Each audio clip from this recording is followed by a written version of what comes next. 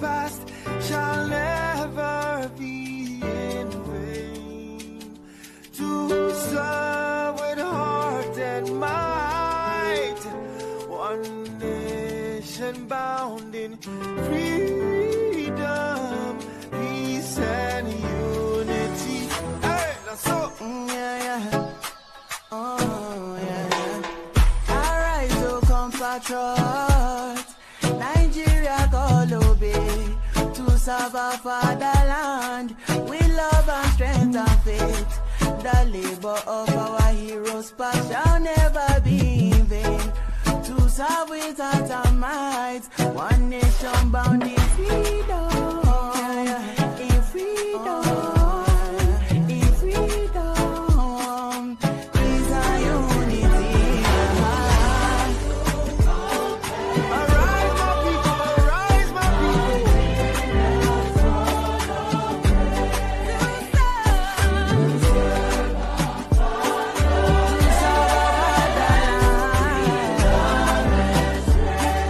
With love and strength and faith.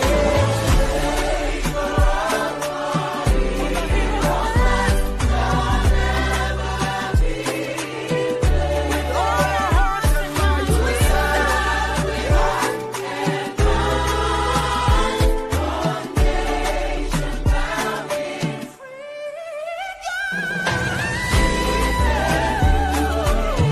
I'm about to go be down to Don't worry.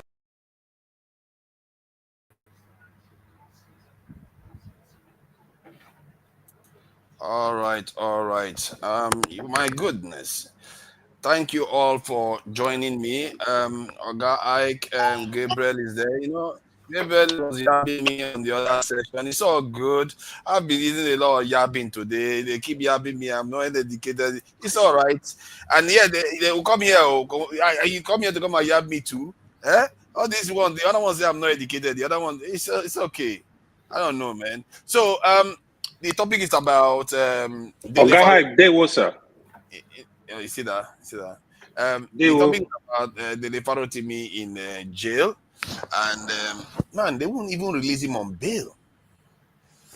Okay, whatever the message they are trying to send, this one will backfire because what he's saying and the issue of the process too is all wrong. I don't know because I feel like something is missing. What did he do that is meriting this type of response? What is the actual allegations even? Have we even discussed it? Okay, they are corrupt, but what is the precise allegations that is causing this massive Father, there's a problem with the audio. There's a problem with your audio. with my audio, it's going in and out. There is no problem. I think it's his audio that is having problem. Yeah, because I thought it was going crazy. No, So, you are good. Not from yeah, you. we need to know exactly what the allegations are against him. Because how can he be that they are treating him as a matter of fact, they are treating him worse than Simon Ekpa. It took how many years for Simon Ekpa to be taken in? So one of the things one Syrian rebel or somebody that didn't support Assad regime said that I found very interesting. He said if Assad regime captures people that are like jihadis and criminals and they have guns and weapons on them, that they don't kill them. They release them. But if you're an activist that is fighting for the people, that they will kill you. So that really surprised me. And that's something we have to be careful, because the way they are treating Dele Farotimi right now, I'm not sure Nnamdi Kanu got this kind of treatment. Like, they are treating like he done something heavy. I'm not sure Nnamdi Kanu got treatment in the early days, not even close. So it's like they don't want anybody that truly cares for the people to start talking, because they consider him even more dangerous than somebody that can just throw law at. I don't know. Maybe there's a similarity between what that guy said about Syrian leader, that he releases people that are carrying gun against his own soldiers, but not release human rights activists. He doesn't. I think it's Oga Ike that has come in. if anybody can shed more light on what they are actually charging him with, it will actually be good for people to know, so that we can make up our mind whether there's nothing that merits this our behavior. Who knows? Maybe he wanted to kill Bola Tinubu. Who knows? Welcome, Oga Ike. What do you make of this? What do you know what they are charging him with, and the way they've handled it so far? What do you make of it? Where is Locopi? The agreement was Locopi to give us. Yeah, Locopi is not here. He's I don't know. He was here. I think he went out again, and maybe he went to the other side. I don't know, but he will be back anyway. But he's not here at the moment. Well, I think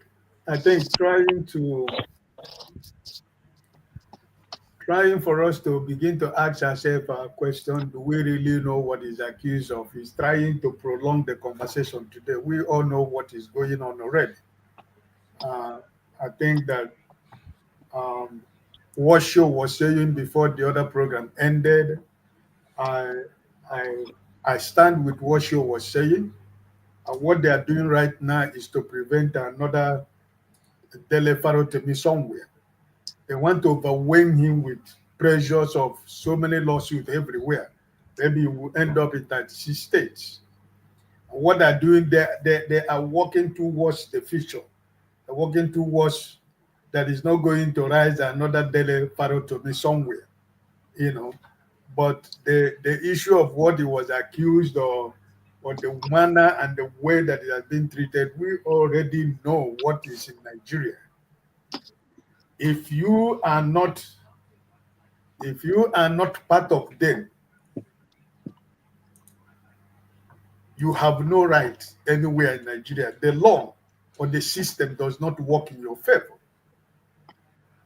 The governor of Kogi State have been walking about a free man, a governor of a state who stole billions and billions and billions. And not only him, so many politicians. Bukachua, the senator who told us that the wife has been helping the politicians in the High Court, it's a free man. So if you are not in their system, you have no place anywhere. So my concern is not what was written in the book or what my brother Dele has been saying since I knew him, since I began to recognize his input in the development of a better Nigeria, speaking for the common man like me. I know that Dele knows himself that a day like this will come someday. But my problem with the whole thing is the manner he was taken. It was the same way the rendition in Nnamdi Kanu in Kenya. There is no difference between the way it took place and what took place in Dele's house. It was a complete thing. And for the fact that the man that he and Dele has a problem is an icon, according to what they said, is an icon of Nigerian judiciary system that could allow somebody or use his position and power in a state to break the same law he was supposed to represent or protect. That's cause for a lot of worries for me. So I think that Dele himself know that someday, as a human rights activist, something like this will happen. But not this way. But there should be, maybe one day he's going to be arrested, but at least normal process should be followed. So my problem is that the process that was followed to arrest Dele was wrong. It was inhuman. It was unjust. It was unjust, and then it was uncalled for. I think that the learned man, a grandfather who is having this issue with Dele, is smart enough to know if he was not happy with what Dele wrote in his book, the normal thing is invite him to the court. That's the normal process. It's not to show you control maybe the police or the power in a state. And because of that, you want to use that position to intimidate a man who is also a lawyer. Because I've never seen a lawyer who is afraid of police or afraid of arrest or afraid of going to court. But I believe that this is the strategy of that intimidation and overwhelming him with emotions and fears and intimidation so that he can be able to succumb and another Dele did not rise. This is the tactics I think they are using. But for me, I think that I stand with Dele 1 million times. And so do I hope that every Nigerian, every honest Nigerian should stand with what Dele stood for. Whatever that is going on is wrong. We know, we say here every day the judiciary system in Nigeria is dead and buried already. Like somebody was saying, I never knew that Dele wrote a book concerning the judiciary, what is going on. But in trying to kill the truth has been exposed. And Dele has become popular around the world. And the book has become popular around the world. And people are looking and searching for the book. So I think that, there are seasons for everything. According to the book of Ecclesiastes chapter 3, there are seasons for everything. The time to live, the time to die, the time to rise, the time to fall, the time to rejoice, and the time to cry. There is time for every season. And the truth can never be hidden for a very long time. You can only delay it, but it's not going to be hidden for a very long time. And I think that this Dele issue is bigger than what they think about. The Dele issue is going to bury a lot of people, a lot of politicians, a lot of those people who have been the problem of Nigeria. This particular case is going to bury most of them. And that is what they are afraid. And that is why they are preventing it. That's why tomorrow, when you wake up tomorrow, they say, oh, somebody filed another lawsuit in Bauchi, somebody filed another lawsuit in Rivers, another one filed another lawsuit in just state. They are just trying to overwhelm the young man with those lawsuits so that is not going to be part of another Dele. But another Dele is already bad by the actions of what they have done. So they cannot stop the truth from moving forward. So for me personally, trying to ask another question, what was his offense or what offense did he commit that they have to? No, we all know what is going on. So I think that this particular Dele issue is going to hang on the throat of a lot of people in Nigeria, and I think it's going to swallow a lot of people, as time goes on. So I think my brother Dele is his mind is made up. He know, as a human rights activist, as an activist, like Forefather was saying about Syria. It's not just Syria. In any country of this world, most of the people that the political oppressors want to kill are the activists, not the people that are with guns. Because the activists, they don't have guns, they don't have knife, they don't have weapon, they don't have bomb, but they have their voice, and a lot of people follow them. The masses follow them. They are backed up by the common man in the street. So that's why the political devils will want to kill an activist instead of somebody that is carrying gun, right? So I don't think that the forces, the power, the way they are doing this Dele issue now, we have so many security problems in Nigeria, which they have turned turned blind eyes to what is happening in Nigeria.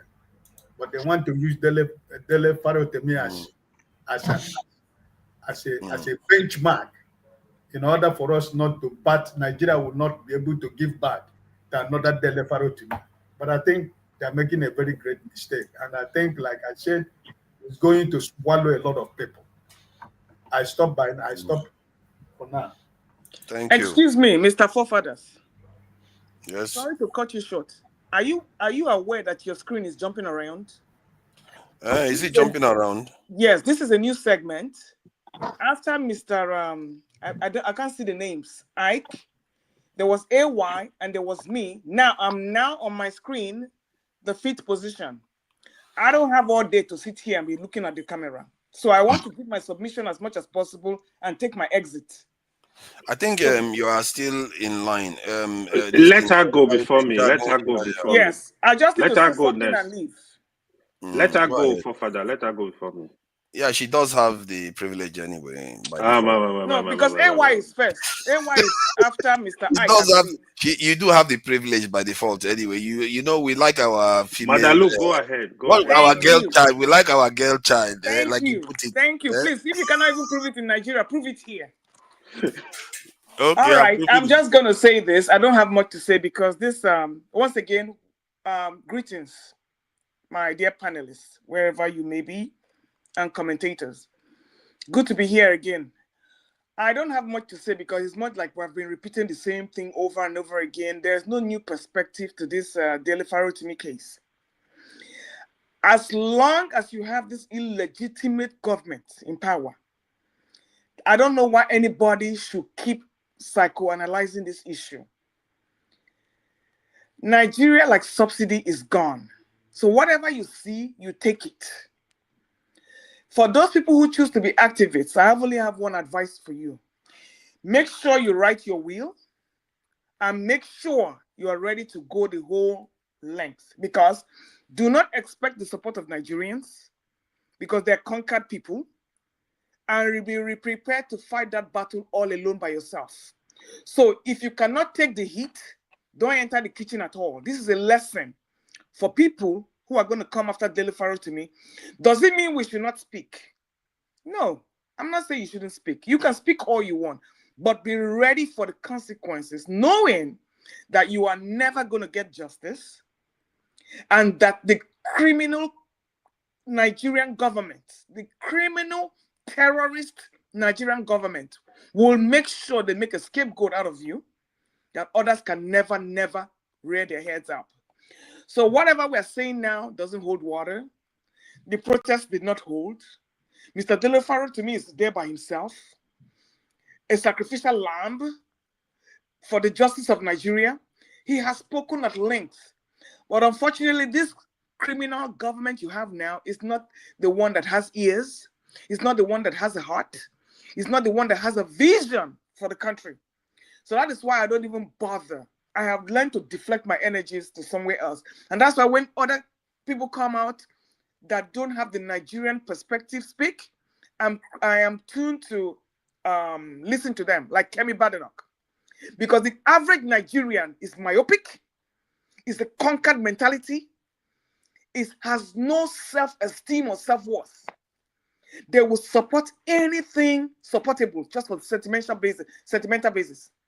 And that is why I don't want to discuss this further. I wish Dele Farotimi all the best. At this point, the Nigerian hands are tied, and nobody can get him out of this jam. One or two things: is either he rots in jail, or he dies. He meets an early demise. Those are the only two options right now. Because you look at the Ekiti environment, that is the so-called place this Afe Babalola with his billions lives. Did you see the environment? Ramshackle. In fact, a cow range here in a foreign world is better than that environment. Look like a shanty war-torn zone. This is where you want to go and put somebody to stay with no medical care, nothing. And this is the big man coming out with his shiny face to say that somebody defamed him, meanwhile he cannot even do anything for his state. So on that note, Mr. Dele Farotimi, I wish you well, and I hope it comes out. But don't depend on Nigerians. Nigerians can't even help themselves, not to talk of helping you. Thank you, my people. Thank you. Thank you. I'm not sure he cares. People like that don't care too much. If they were thinking about Nigerians when they do their thing, they would not get up. They would not get up at all. Welcome. This is the AY. What do you think? Yeah, I'm gonna comment on two issues though. This issue and the Kemi issue. I've been listening to that discussion, right? Yeah, as regard to Dele Farotimi, like we discussed last week, it is a shame. He has to go through this. Yeah, I understand. Yes, you are accusing somebody of defamation. I think it would be okay to do it legally, not the way they went to kidnap him in Lagos, took him to Ekiti State. It doesn't make any sense. If you find out that, okay, I mean, like I said last week, you can send out a message, say, hey, you got to withdraw this, your statement is not correct. If you refuse to withdraw it, we're going to meet in court. I mean, doing that, it's not using police to harass him. If you refuse to withdraw it, go to court, sue him, go to court. Let both of you meet in court. Let him come with his evidence. I mean, then you are able to prove your case that you were never involved in this crime you are accused of. The way they're doing it now is more like they just force him, like try to bully him to submission. It doesn't work that way. We should have a country where people should have freedom of speech. Because if you can put such thing in the book, I strongly believe he has sufficient evidence to back it up. So meet him in court. I feel this is an abuse. The other thing is, I feel Mr. Afe Babalola made a very big mistake, especially at this age. I think he would have been able to look away. He has gotten to that point, 90-something. You have seen virtually everything. You have seen 99.9 you have seen 99.9 of everything in life. Why would you not be worried about what is written on the book? So I think he made a big mistake. The second part is, he's just going to make this Mr. Farotimi more popular. He's an activist. This guy started activists in university, not today. So he knows the game. He knows how they play the game. It's just like you want to arrest Shore. You think Shore care? He doesn't care. That is one guy I know. He has a lot of confidence. If you try to Shore in Nigeria, say, oh, if you come to Lagos, we're going to arrest you. Trust me, Shore will buy ticket tomorrow and go to Lagos. He doesn't care. These guys are used to all kind of oppression, all kind of intimidation.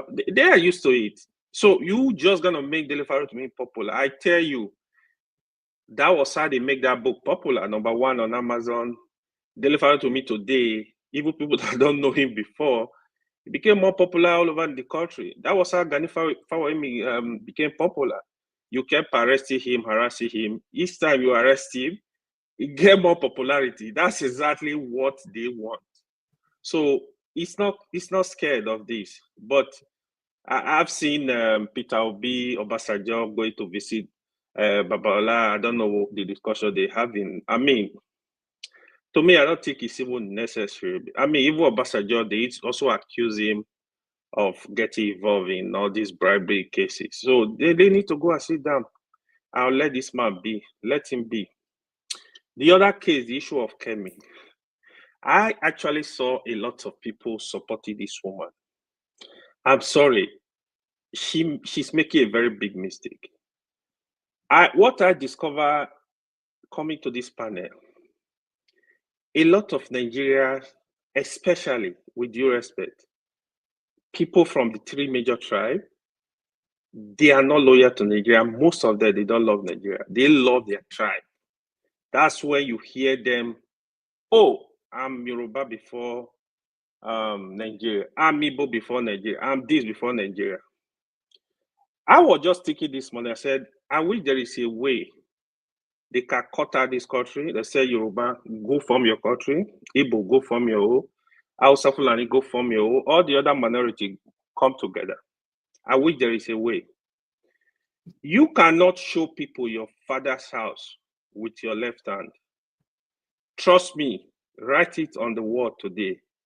Kemi, she's gonna regret what she's doing. If she's bold enough, she hates Nigeria so much, let her denounce her citizenship. Let her be bold, denounce your citizenship, and stay in UK. Stop abusing the country. Even like this stuff we are complaining about Nigeria. Don't forget, even our fathers, our great grandfathers, they were part of this mess. We can't remove everybody. Somehow we contribute somehow. We need to be good citizens of Nigeria. We know, yes, the country is bad. I completely agree. Things are bad. Nobody is supporting that.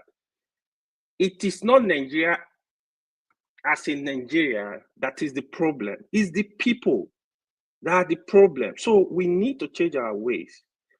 Like somebody said, the former PM of UK, he's in their origin. You never see him. What problem do we have in Nigeria that Indians don't have? What problems? See, in terms of poverty, they do. We should stop all this nonsense of bashing our country so bad. Bash the leaders, I support that 100%, but not Nigeria. If you don't believe in this country, there are people that still believe in it. Nigeria will survive. Nigeria will be fine one day. Nigerians, they are going to be fine one day. We are not going to remain like this. Even the so-called America, the United Kingdom, in Canada, in this country, there are places you go to in America. My village is better than them. I'm telling you, you see the level of poverty in some places people are going through in America. I was having this discussion with my friend that worked closely with these people. I'm like, what is this? Come on, everybody, every country, they have their own problems. Our problem, yes, they are unique. We got to deal with it and solve it. If Kemi think she needs to be the bad girl to be Prime Minister of UK, to hell with her. I don't care. Let her remove her name from Nigeria register. Go to the embassy, denounce your citizenship, stay back in UK, period. Thank you. You know, if there was a song that they should play, I'll play it for you. You know, I used to praise Jagun for being level-headed, but when it comes to it, his tribeswoman, suddenly I'm the enemy. But it's all right. No, that's a bad accusation. That's a very bad accusation, and it shows that you don't know how to listen. If I can defend myself, because I don't like that kind of thing. You have your chance. You have your chance. But you chimed in, and I not my time. But fair enough. You have your chance because it turned it to where's your own identity? You're like you don't. But it's true. You see me because me and you do things differently. No, because I was calling out your tribeswoman. That's why you suddenly today. No, it could have been anybody. I told you last week. Why didn't you say that about my identity last week? 2 weeks ago. I did. I always do. I don't change my. Today? No. Don't get it wrong. Don't get it wrong. Don't get it twisted. Don't say what you want to say to besmirch me. Because all I put to you, what AY said, you see, you're not even letting me speak. But you're still speaking about. I'm just supporting him. Let me let the next person go, please. It's going to be your turn soon. You get a chance. I think it's a revolution. Thank you for this. You know, Kolata. You know, as much as you are enemy of progress, but I do like the fact that you support this channel quite a lot. Nigeria is not anybody's father's house. It is European loot created based on Oyibo interests. Why fight for a European creation? This is the irony. Yeah. I hope you give up your name too and give up your English and all. All right. Yeah, Revolution, please go ahead. Yeah. Good evening, gentlemen. Hello, Rev. And greetings to everybody. I was watching from beginning to this time. Come on, go to bring me that earpiece. I was watching from beginning to. What's happening, man? I cannot understand. Yeah, can I go on? Yes, please. I think it was Jagun's mic. Sorry. So the case on the floor, everybody has an opinion. But like my name on your program, the caption, what it symbolizes is revolution. There's a lot of wrong things in Nigeria why many people have different opinion. Everybody is bashing Kemi, different opinion. Why are you criticizing Nigeria? She's going to regret it and things like that. But let us don't forget the history of our country, Nigeria. And also, before I move on, I want to say something about those people who think they are more Igbos, or they are Igbos first before Nigeria. I'm Yoruba before sometimes when I hear this from this type of people, I get disappointed. You understand? They have a point, but for me, somebody telling me or saying it from his mouth or her mouth that I am first a Yoruba person before Nigeria. Believe I don't cry every time, but I cry when I'm alone. I start to, because I will put it in my brain and say, how can somebody tell me you're a Yoruba before? So you've been lying and fooling yourself all the while that you're a Nigerian? We are Nigerians, for crying out loud. Forget about what the issue is. We are Nigerians, and you cannot tell me I'm an Igbo before you. I will be an Igbo first before I will call myself a Nigerian. That is, you are very wicked, and that you have been deceiving yourself all your life. Because most of my friends I have are Yorubas. I'm Igbo. I speak Yoruba like anybody, and they never ever told me I'm a Yoruba first before we interact in so many ways. So that's what I want to start with first. I want anybody who has that opinion to, first of all, just give himself like this. Tell himself, shut up, don't say that again. Please. Then let us move on to what is the topic of where we are going. Revolution is the only thing that will solve Nigerians' problem. Election will never solve our problem. And then we have to tackle religion. All these people who call themselves pastors and whatever shit they claim to be, and then when you point something to them, they say we are not all the same. All of them should just look for another job to do. Because the problem of Nigeria that has taken away the power of Nigerians is this religion. Religion is one of them. Second one is our culture. Now, so we they do them. I remember there was a guy that came in, everybody was clapping for him. Oh, this guy spoke very well and blah, blah, blah today. We have been saying this in this platform. Go back to your tapes and watch it. Only that guy summarized everything today to us to listen to very carefully. Those things that is disturbing Nigeria, those things that made somebody like Kemi very highly placed person that could become the next Prime Minister of Britain to come out and say Nigeria is fucked up. I will say to you too, Nigeria is fucked up. Because I know what in this my two eyes see. Not Nigeria. When we say Nigeria is fucked up, we are talking about Nigerian people. Because it's the people who own the country. If they cheat you for Nigeria, and a Nigerian person fuck you up, it's a Nigerian who fuck you up, not Nigeria. And sometimes it can be that your tribe man that you say you are a Igbo force who destroyed your life. So, Kemi saying what he's saying, I support 100%. Because the country, Nigeria, that we see, we did an election last year, somebody turn it over, grab it, take it. Some people even lost their life. P2B that people supported came on, he did not even fight. No protests, nothing. People who died because of him. People who I have a friend, he lost his eye because of P2B. P2B told us to just go and sit down. They will go to court.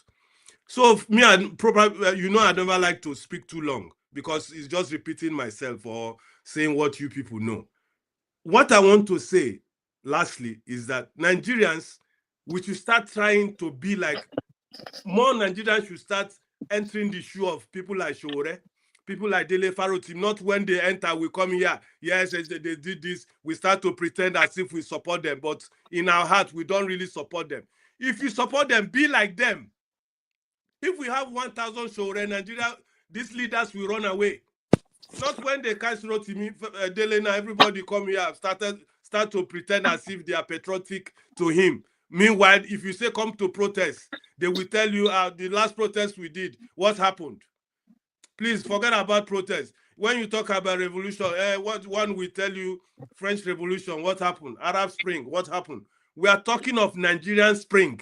We want Nigeria, we want our own Nigerian Spring. Let us see whether it will work or not. Thank you, gentlemen. Man, too heavy. For me, these two are some of the. You all surprised me. To an extent, the AY didn't surprise me much, but you surprised me with your insight into this identity aspect. Most people don't get it. Jagun, welcome. Thank you for joining us, Jago. What do you have to say about the Farotimi? Well, quite a lot, really. I think I will leave you alone for a minute. The worst thing about the Dele case is that the whole of the Nigerian law system is completely against him. And it has been so manufactured, it's obvious that all of the lawyers in Nigeria, there's nobody that can side him. Because really and truly, it doesn't really need the people to come out. It needs the law to behave itself. And the way it will behave itself is that there should be so many lawyers on the side of Dele Farotimi, but there's not a one. The thing that made me nearly give up today, I'm telling you, I was at the point of giving up. One lawyer, big lawyer, he came on one program in Nigeria, and he was saying Dele Farotimi is a small boy, that this man in Afe Babalola is the person, he's an icon, that he has done so much for the administration of law, forwarding the law in Nigeria. As I was listening to him, knowing that he's possibly been paid to say what he's saying, I was totally dismayed that no one, he already tried him based on his book. He tried him that he said everything he said there is a lie. I don't know who's read the book, but if you've read that book, it's very small, it's very short. I was on Omoye's show. I don't have the book myself, and we had a reading throughout this week, and it's only 9 chapters long. We had the 9th chapter yesterday. And what Dele is saying, as I said, it's not new to any one of us, apart from the fact that he's been very exacting. He's not mincing words there at all. So in listening to the book, the book being read, and looking at what Dele is saying, he is in his full rights to say everything he said there, especially in the position that he's in. So the fact that we don't have a judiciary, we don't have a government, we don't have a country. I'm at that point. Our identity as Black people is completely ruined. So for somebody like Kemi Badenoch, she's given up. Can't we see it? She's given up on Nigeria. She's given up. And whilst I would not, I'm at a point where I may want to blame her for some of the things that she has said. There's no Black community. I don't believe in this. I don't say that. There are many things that she said that I've said. There's not one thing that she said that I haven't said myself, to be frank. It's only that her position is such that she's the head of a political party. And I'm thinking, oh, she's washing our filthy clothes in public. But the fact is, if you're a serious person, you've got to be serious. You've got to be serious. Everything that we say is based on emotion. As I said to you, it's not because she's Yoruba, my friend. I'm not so myopic. I know who I am. I know who I am. You understand? Somebody else is somebody else. She could have been anybody there. She could have been anybody saying what she's saying about Nigeria. And the fact is, you have to take away your emotion, look at what she's saying, and ask yourself whether it's true or not. That's the black and white of it. That's the black and white of it. Is it true what she said? To me, it's true. To me, it's true. There's no point in quibbling with yourself, because you are fooling yourself. That's all you're doing. Because we come here every weekend and complain and lambast Nigeria up and down. Very, very, very, very depressing. Most of our conversations are, if we know Nigeria at all. What I say to you, forefather, is that the way you see things is always quite confused, really. And it's as one good lady said in the comments, I find you quite confusing. You get irate and emotional when you hear somebody in the UK speaking against Nigeria. But you know yourself that if you really take a cold look at Nigeria, it's not a country, bro. It's not a country. How can you have the whole law system gang up on one individual? How? Is that normal? Which means he has no, there's nothing that's going to come out of this. And there's nothing that's going to, what I mean by that is that, as Luke said, nobody's going to be nobody's going to put their neck to fight for this man. No one in that country. I suggest to everyone on this platform that if we were in Nigeria and are used to the Niger system, we're not going to stand unless everyone else stands, because we are weak individuals. We are weak. I can tell we are weak. Especially, I'm sorry, forefather, I don't want to bring you out, but especially you. You know, it is said that somebody should be Nigerian before he's Yoruba. Let me tell you about the identity crisis that we're in. Growing up in this country, when they used to ask me, where am I from? I always used to say I'm Nigerian. I didn't say I'm British. I didn't say this. To this day, from a youth, from 4 or 5 years old, where are you from? I'm Nigerian. My Caribbean friends, they'll say, I was born here, but my parents are from Jamaica, Barbados, St. Vincent. They will say all islands where their parents are from, but they wouldn't include themselves. That was how they had their identity crisis. I used to think this is strange. But as I grow, I get to understand it, which is to say that most of the Caribbean people, unless they are those who want to go back home, most of them have no real appeal to going back to the West Caribbean. Most of them, not all of them, most of them. So by the time it becomes third generation, the identity begins to seep out of them and they become British. You understand? These complexities we have to understand. We have to understand that the opportunities that are back home, we haven't arrested those opportunities to grow us as individual people. Most of those opportunities that are back home have either been swept up by the elite and foreign nationals, and there's nothing for the rest of the people. You're lucky if you have a job in Nigeria. You're even more lucky if it's well paid. Most jobs in Nigeria aren't well paid. You're getting rubbish wages for serious work, hard work. We in order for us to have the revolution that I believe that we should have, we need to conscientize ourselves. We're not really conscious. We may be intellectual or whatever, read this and read that, but we're not conscientized. We don't know who we are. We're not proud of who we are. We're afraid of who we are. Forefather is afraid of who he is.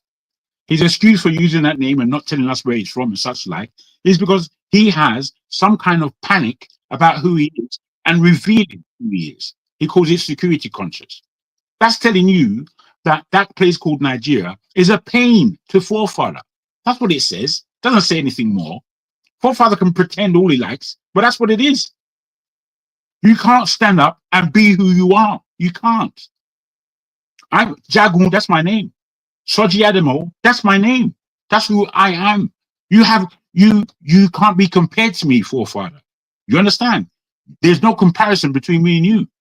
I'm not running away from who I am. You said I'm defending my tribe's person. I am that person. That's who I am. If you can't work out 1 and 1 is 2, then I will give you the arithmetic. Because you're telling me that you're a complete 0. There's no 1 and 1. There's no arithmetic to talk about. All I can do is mention your name. Fair enough. If you don't want to tell me who you are, fair enough. On the street, if I see you, I'll call you forefather. You won't even turn around because you won't recognize it. This is the reality. This is the reality. If we can't stand up, we ain't doing shit. I don't think you understand. You're not standing up, forefather. You're sat down in that chair pretending. It's the fact. You see, I'm saying to you guys, I've been on this channel for 2 years. The first year was the year of the election. And we all had hope. The hope was dashed by the time the thing entered court.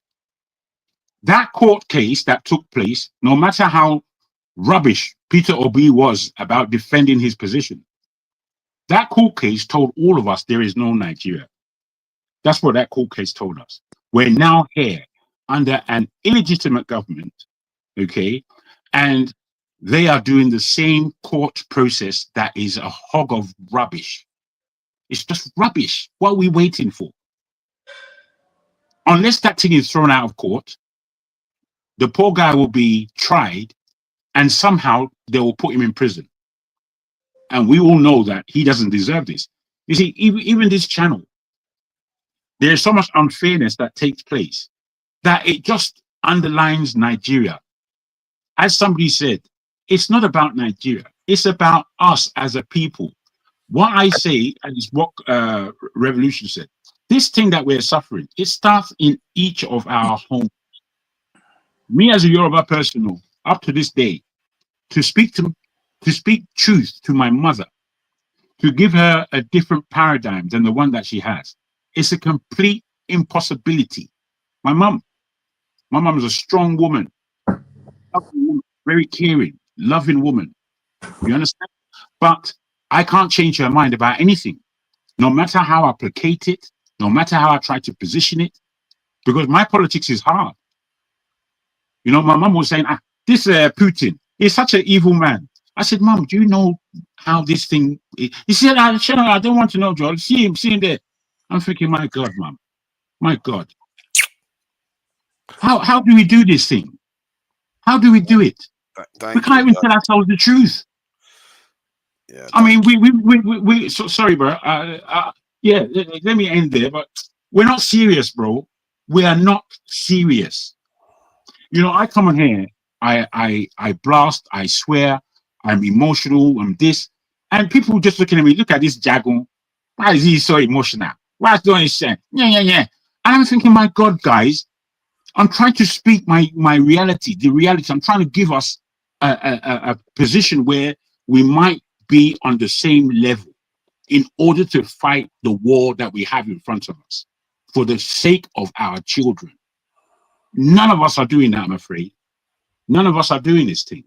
We're here to intellectualize, show off our great English, try to see who we can oppress, and then go to sleep. It's a.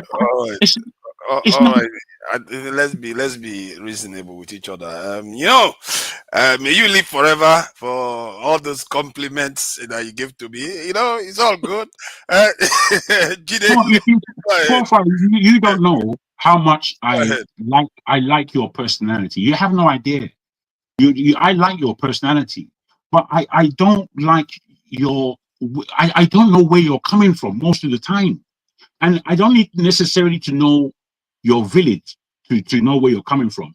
You're sporadic, very sporadic. You can have any point of view, and it seems like that and your points of view are measured with a lot of emotion. So you're saying to me that you mean this, but tomorrow you'll mean something else again that is opposed to what you mean today. It's a head scratcher. Seriously. I don't know. I for the life of me, maybe someday I'll question you specifically on what you mean by contradicting views. But let me allow Jide to go ahead. Jide, please go ahead. Yeah, thank you so much, forefathers. Nice to meet everyone again today. Show Ike, AY, Revolution, Chris, John Abba, and Mr. Jagun. I greet all of you. Thank you. Hope you guys had a good week. So let me talk about my views real quick. So the thing about Dele Farotimi, man, I have mixed feelings about what's going on, but I'm still on this. I'm always going to be on the side of the people. I'm always going to be on the side of Nigeria, the Nigerian people, our interest first, definitely. But I have mixed feelings. So what are my mixed feelings? First of all, I'll say that I've said this before on the show that most of the institutions we have in Nigeria, like In fact, I think all, not most, all the institutions we have in Nigeria, all the what are they calling it? The government levels and everything, they've all been hijacked. And when a country is hijacked, you have what you call state capture. Nigeria is hijacked. Nigeria does not have any sovereignty. Like, Nigeria literally does not have any sovereignty. Like, Nigeria as a country is not owned by the Nigerian people. In fact, the people that run Nigeria, they're not even the ones that actually own the Nigeria itself. But I don't want to go into who owns Nigeria and all that. That's a different direction. So the judicial system that we're talking about, it has been hijacked, which is one of the system of governments that we rely on, that people rely on. That's been hijacked by the powers that be. And what are the powers that be? You need to understand that there are imperial forces that control our institutions. And those imperial forces are represented by our elites, the economic, the political, and different, our elites, basically. So we need to understand that what's going on with Dele Farotimi, even though he's a force for good for the Nigerian people, the truth is, because of the systems that have been hijacked, justice will unlikely be served, or he will have to compromise. So you have an institution whereby we don't have justice, or he compromises himself at this point. That's what you have. So everything people have said about what's going on, that they did to him, the injustice being done to Dele Farotimi, is not a new thing, it's legitimate. But we need to understand that the root cause of this is because our institutions, our layers of government have been hijacked by imperial forces. And these elites, they are representing those imperial forces. That's my number one. We're talking about an identity crisis. Like, I've heard of people talking about how some of us will say we are Yoruba first, or we are Igbo first. Then we'll say we are Nigerians, or some people say they are Nigerian first, or they are Igbo second. So we need to understand the historical context of this problem. The historical context is Nigeria, like many African countries, was created by European elites, where they created random colonial borders that served their political and economic interests for dominance, for imperialism and dominance, to colonize the African continent at that time. And those colonial borders, up until 1945, they are still being retained. We call it the Westphalian system. They are still being retained. There are some minor changes that happened in the 20th century, but they are still being retained. Nigeria, as an entity, is an example of that colonial border. So Nigeria has multiple tribes. What a lot of revolutionary Africans that were either assassinated or sabotaged, what they've been able to do to stop this identity crisis is by renaming their countries. I'll give an example. Ghana, that we know today, used to be called the Gold Coast. It used to be called the Gold Coast. Just like we have Nigeria, it used to be called the Gold Coast. And we had Kwame Nkrumah, the first prime minister of Ghana, the revolutionary Pan-Africanist. They actually changed that name to Ghana. Thomas Sankara, when he took power in the 1980s, Burkina Faso used to be called the Upper Volta by the French. He renamed Upper Volta Burkina Faso. He named it an African identity so as to resolve, because just like Nigeria, the name Nigeria, that's a colonial name in itself. There is no core, there's no communal identity among Nigerian people. We have multiple ethnic groups, we have multiple religions, but there is no shared ideal. So one of the ways to solve that problem is if there's an African name. Like I can say, oh, I'm Yoruba. Oh, I'm, for instance, I can say, oh, I am, what are they calling it? I can say, oh, I am from, it can be an African name. It could be Swahili or something, or a central Swahili. Maybe you can name Nigeria Swahili or something. And I can say I'm a Swahilian, but that labels me as an African because the Nigerian name is not an African name. So that's my point of view on that. Talking about Kemi Badenoch, I've talked about it on this show before, that the problem, black people generally, majority of black people, it can't be all, there are always exemptions, definitely. Yeah. But majority of black people, we want to achieve whiteness. Not now, girl. I'm on a show. Sorry, guys. Okay. Yeah, we want to achieve whiteness. And you cannot achieve whiteness and try to be a revolutionary. There are two things, you cannot achieve it at the same time. Kemi Badenoch is at the height of one of the biggest height of whiteness right now. And many of us, I don't know who, but many of us, either it's within us, we are not trying to express it or not, we're trying to achieve that whiteness.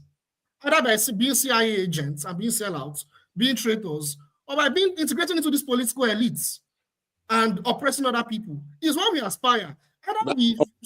But at the same time, want Nigeria to be a better place. She has decided to identify with the country that gave her the opportunity.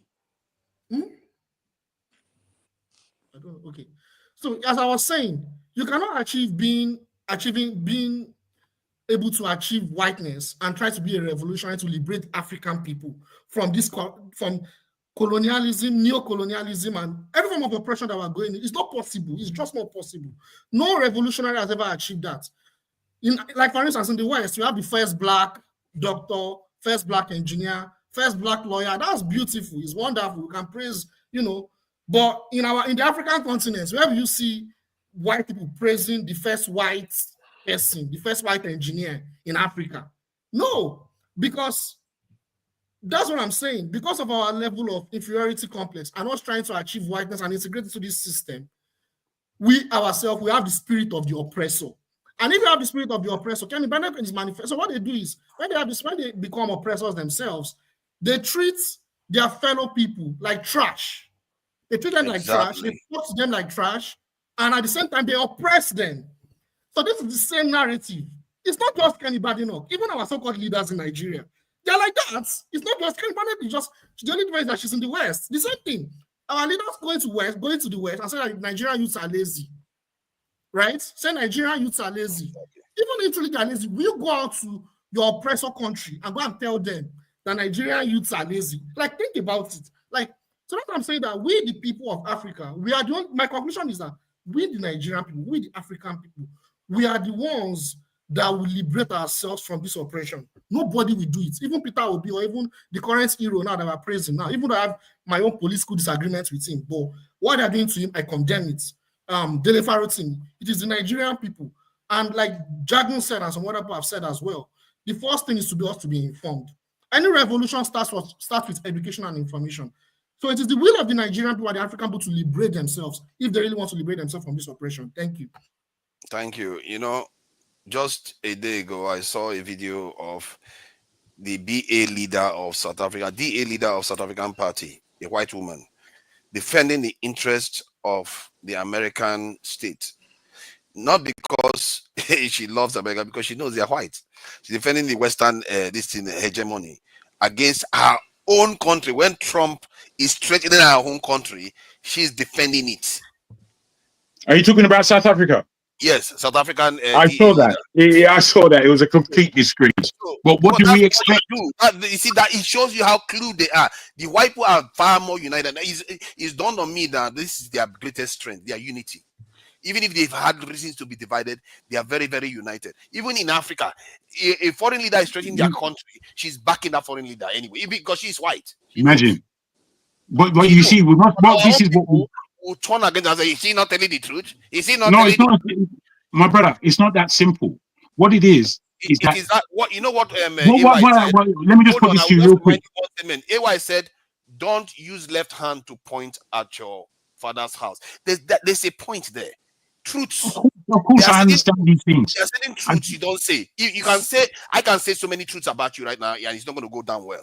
But that is the point. You don't. That is where we have problem with you. The truth have to be said. Don't say. Forefathers, I disagree with you. Wait. No, depend on okay. Do you see the British telling the truth about themselves all over the place? They do. Yes, they do. About themselves. They do. They don't come out. They don't say. They don't come and tell us. They don't come and tell us that. Guys, if I can just quickly say this. If I can quickly say this. Look at what Trump did. Look at the way he was talking down on America when he was running. I think John Abba or him. If John Abba is not here, then okay. John Abba, if you don't mind, can I just make a point, then I'll go off, please. John Abba, let John Abba have his saying. Yeah, John Abba, if you don't mind, just 2 minutes, I'll be off. No, allow him now. You're next. Allow John. Yeah, Janaba. Please go ahead. I always like to be. Can you hear me? Loud and clear. I always like to be nice. Let the young man finish and get out of here. Janaba, thank you so much. I disagree with most of the. Hello, good evening, everyone, and good afternoon, wherever you're calling from. I disagree with what most people are saying about Kemi, to be honest with you. If I'm wrong, please correct me. First of all, I don't think she's a dual citizen. Because if she's a dual citizen, she cannot be a leader of the opposition. If I'm wrong, correct me. Yes, she has a Nigerian root. She has decided to associate with a country that gave her opportunity. Let's get that straight. If this lady was in Nigeria, most of these people saying all these things today will not give her the opportunity to get to where she is today. Let's be honest. You see, the problem with many of us Nigerians is that we don't like speaking the truth. If the issue of Peter Obi comes up in the internet today, go and look at the comments. You see many of them say, he will never be a president of Nigeria. He will never rule Nigeria. Why? Because Peter Obi is from the eastern part of Nigeria. The same thing they say about Peter Obi, they will never say about a Yoruba man or an Hausa man. So let's stop deceiving ourselves, please. Because the same Shettima that is saying what he's saying about Kemi today, if Kemi was in Nigeria, people like Shettima will not let Kemi get to where she is. If she doesn't know somebody, or if her father if her father is not well connected. So she has decided to associate with a country that gave her the opportunity. Let it be. She has decided not to be a Nigerian. Let it be. When Sunak was the prime minister, Chris, this is have your truth session. So let me question some of your narrative. Okay. So when she goes about talking about Nigeria, did Nigeria ask her to talk about Nigeria? She's not a citizen anymore. Why does because they reached out to her. The lady from the what's her name? But she talks about Nigeria when she's campaigning. I don't know what she's nodding about. She talks about Nigeria when she's campaigning. I nodded because they said that BKW reached out to her. You are right. But that's true. But when I also said she reached out to Nigeria, when she's badmouthing Nigeria, she's have nodded too. Both are true. You are right because Nigerians are the ones that keep going to her. She's not the one coming to Nigeria. She's not the one asking Nigerians to call her. Your 2 minutes is Actually, she talks about Nigeria first. Okay, because another reason is, in my opinion, she has an experience with Nigeria. She lived in Nigeria, and you cannot take away the fact that she might have had some trauma living in Nigeria. So Nigerians, she's allowed to attack Nigeria, but Nigeria is not allowed to defend itself. Nigerians can defend themselves. Is that not Mumu thinking? Is that not what Nigerians are doing now that you are disagreeing with? No, you're wrong. She's allowed to attack Nigeria, but Nigeria is not allowed to defend itself. Look, is that not Mumu thinking? Let me ask you. Father, you are the host of this program. Why don't you allow me to This is not about host. Hold on, Oga. This is have your truth section. We have to call things out as they are. But you are the host. You should be able to hold your forefathers. You should be able to hold your emotions. You are the host. This is not okay. Emotions. Okay, let me hold my emotions. It's okay. Chris, next time I will not give you time again. No, John, I'm sorry. I'm sorry. Forefathers, let me ask you a question. Is there anything Kemi is saying that is not true? Let me give you an example. I live here in the US. If you call the Nigeria consulate in New York or in Atlanta or Washington, D.C., they will never respond to you. They will never respond to you. If you go, I mean, few years ago, I was in D.C. to renew my wife's passport. Okay? You need to see the way they treated us in that place. Like shit. Nobody is saying what she said. Hold on. I think you are missing the point. Why do we always do this thing? You just change the goalpost. She is bringing Nigeria up. Nigeria brought her up to do that. She has the right to do that. Okay, then we have a right to defend ourselves. Of course you do, but the truth. Then we are all on the same page then. Yes, we do have a right as a people to defend ourselves against what she's saying. But the bottom line is, what she's saying, is it true or false? That's the bottom line. Most of the stuff she said is true. What I'm saying is, what she didn't say, you don't look at what she didn't say. No, what I'm everything saying she's attacking us with is present in the UK too. See, you are right. What I'm saying is, most of us are hypocrites because the same people that is castigating Kemi today are the same people when you go to Nigeria, they will tell you, okay, let me digress a little bit. Look at the nepotism that is going on in this present government. For example, many people from the Southeast are quiet regarding the nepotism that is going on in Nigeria today. Okay? So my thing is, if Kemi was in Nigeria today, will people like Shettima give her the opportunity to get to the level she is today? And the answer is no. My other point is, she has decided to align with the country that gave her opportunity and let it be. That's my point. For Dele Farotimi, my thing is, I'm not going to say much about that. I'll let John go after now. Just a second. I'm not going to take too long, I promise. I want to for Dele Farotimi, what is playing out now, the shenanigans that is playing out now, has vindicated his book, whether you like it or not. All the things that is going on today, right now, concerning this case, has vindicated that book. Okay, and as a people, we should be embarrassed as a people. And the last point I'm going to make is this. For all those that are supporting the elite, that is allowing this thing to go on, do you think any reasonable investor in Britain, in Germany, in the US, or from any part of the world, in their right mind, will come to Nigeria and invest, knowing the fact that the judiciary is messed up, knowing that the country is a country where anybody can wake up and decide to take everything that belongs to you? Do you think so? So I hope that each and every one of us as Nigerians, we are paying attention to what's going on, because you see some people supporting Afe Babalola, and my thing is, sooner or later it will get to your footstep. Sooner or later it will get to you. They are dealing with Farotimi today. It might be your turn tomorrow, and let's be careful. And I appreciate the opportunity. Thank you. Wow, people like Babalola, they don't get their up. Only Nigerians can teach people like Babalola a lesson, not the system. Babalola appears to be a I'll just respond of the system itself. Yeah, please go ahead. Yeah, so I was just going to say real quick that, so the thing is, that's the point. We still don't know who our oppressors are. No, don't disturb John now. Don't disturb John Abba. Come on. Let's behave ourselves. Okay, we have to fight for Jonaba now. Enough of this. Thank you.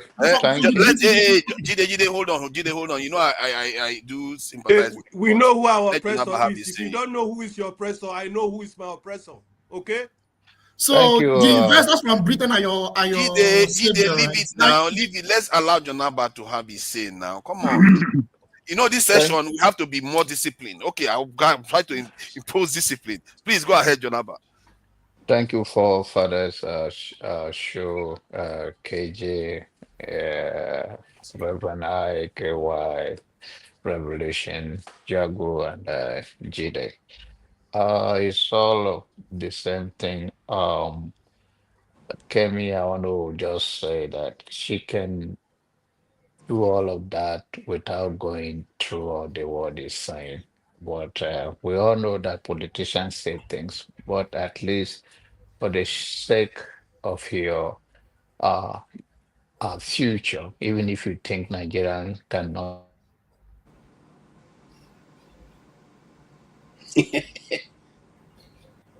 After all this waiting, okay, please go ahead. Go ahead. The devil is a liar. Can you hear me? Yes. The devil is a liar. Yes, we can hear you. Please go ahead. So yeah, of course I was using my phone. So I was incoming. I'm sorry about that. So Kemi could have been a good citizen politician and work on the fine line and not to be into Nigerian stuff too much. But if this is the way she decided she's entitled to her own grievance, I'm not going to talk much about that. History will judge for what she said today. But I don't think if my daughter is running for any position in America or anywhere, she will not go that direction that she went because so she know what to say. She will be proud of her father.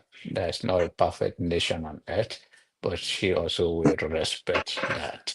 So, but she's entitled to it, and most of those people will hold them of a higher esteem.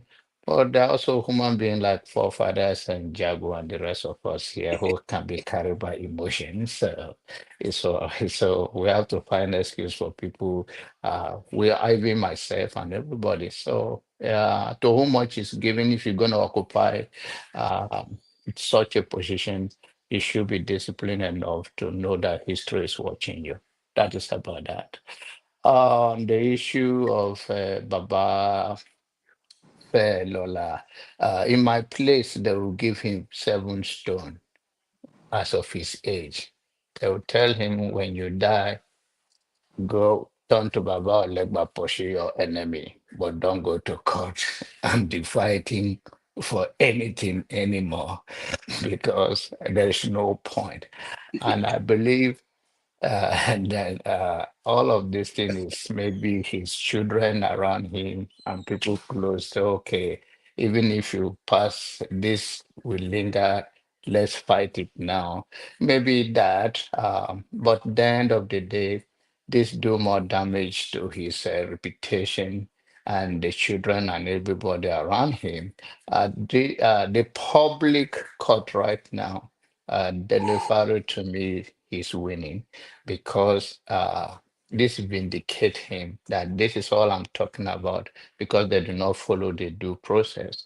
And then you see that it's a long walk to freedom with Nigeria because you want to stay on the law. If the law said this, it doesn't matter who committed it. Let law work for everybody, especially a man that have worked in that arena for so many years. He could have let it go.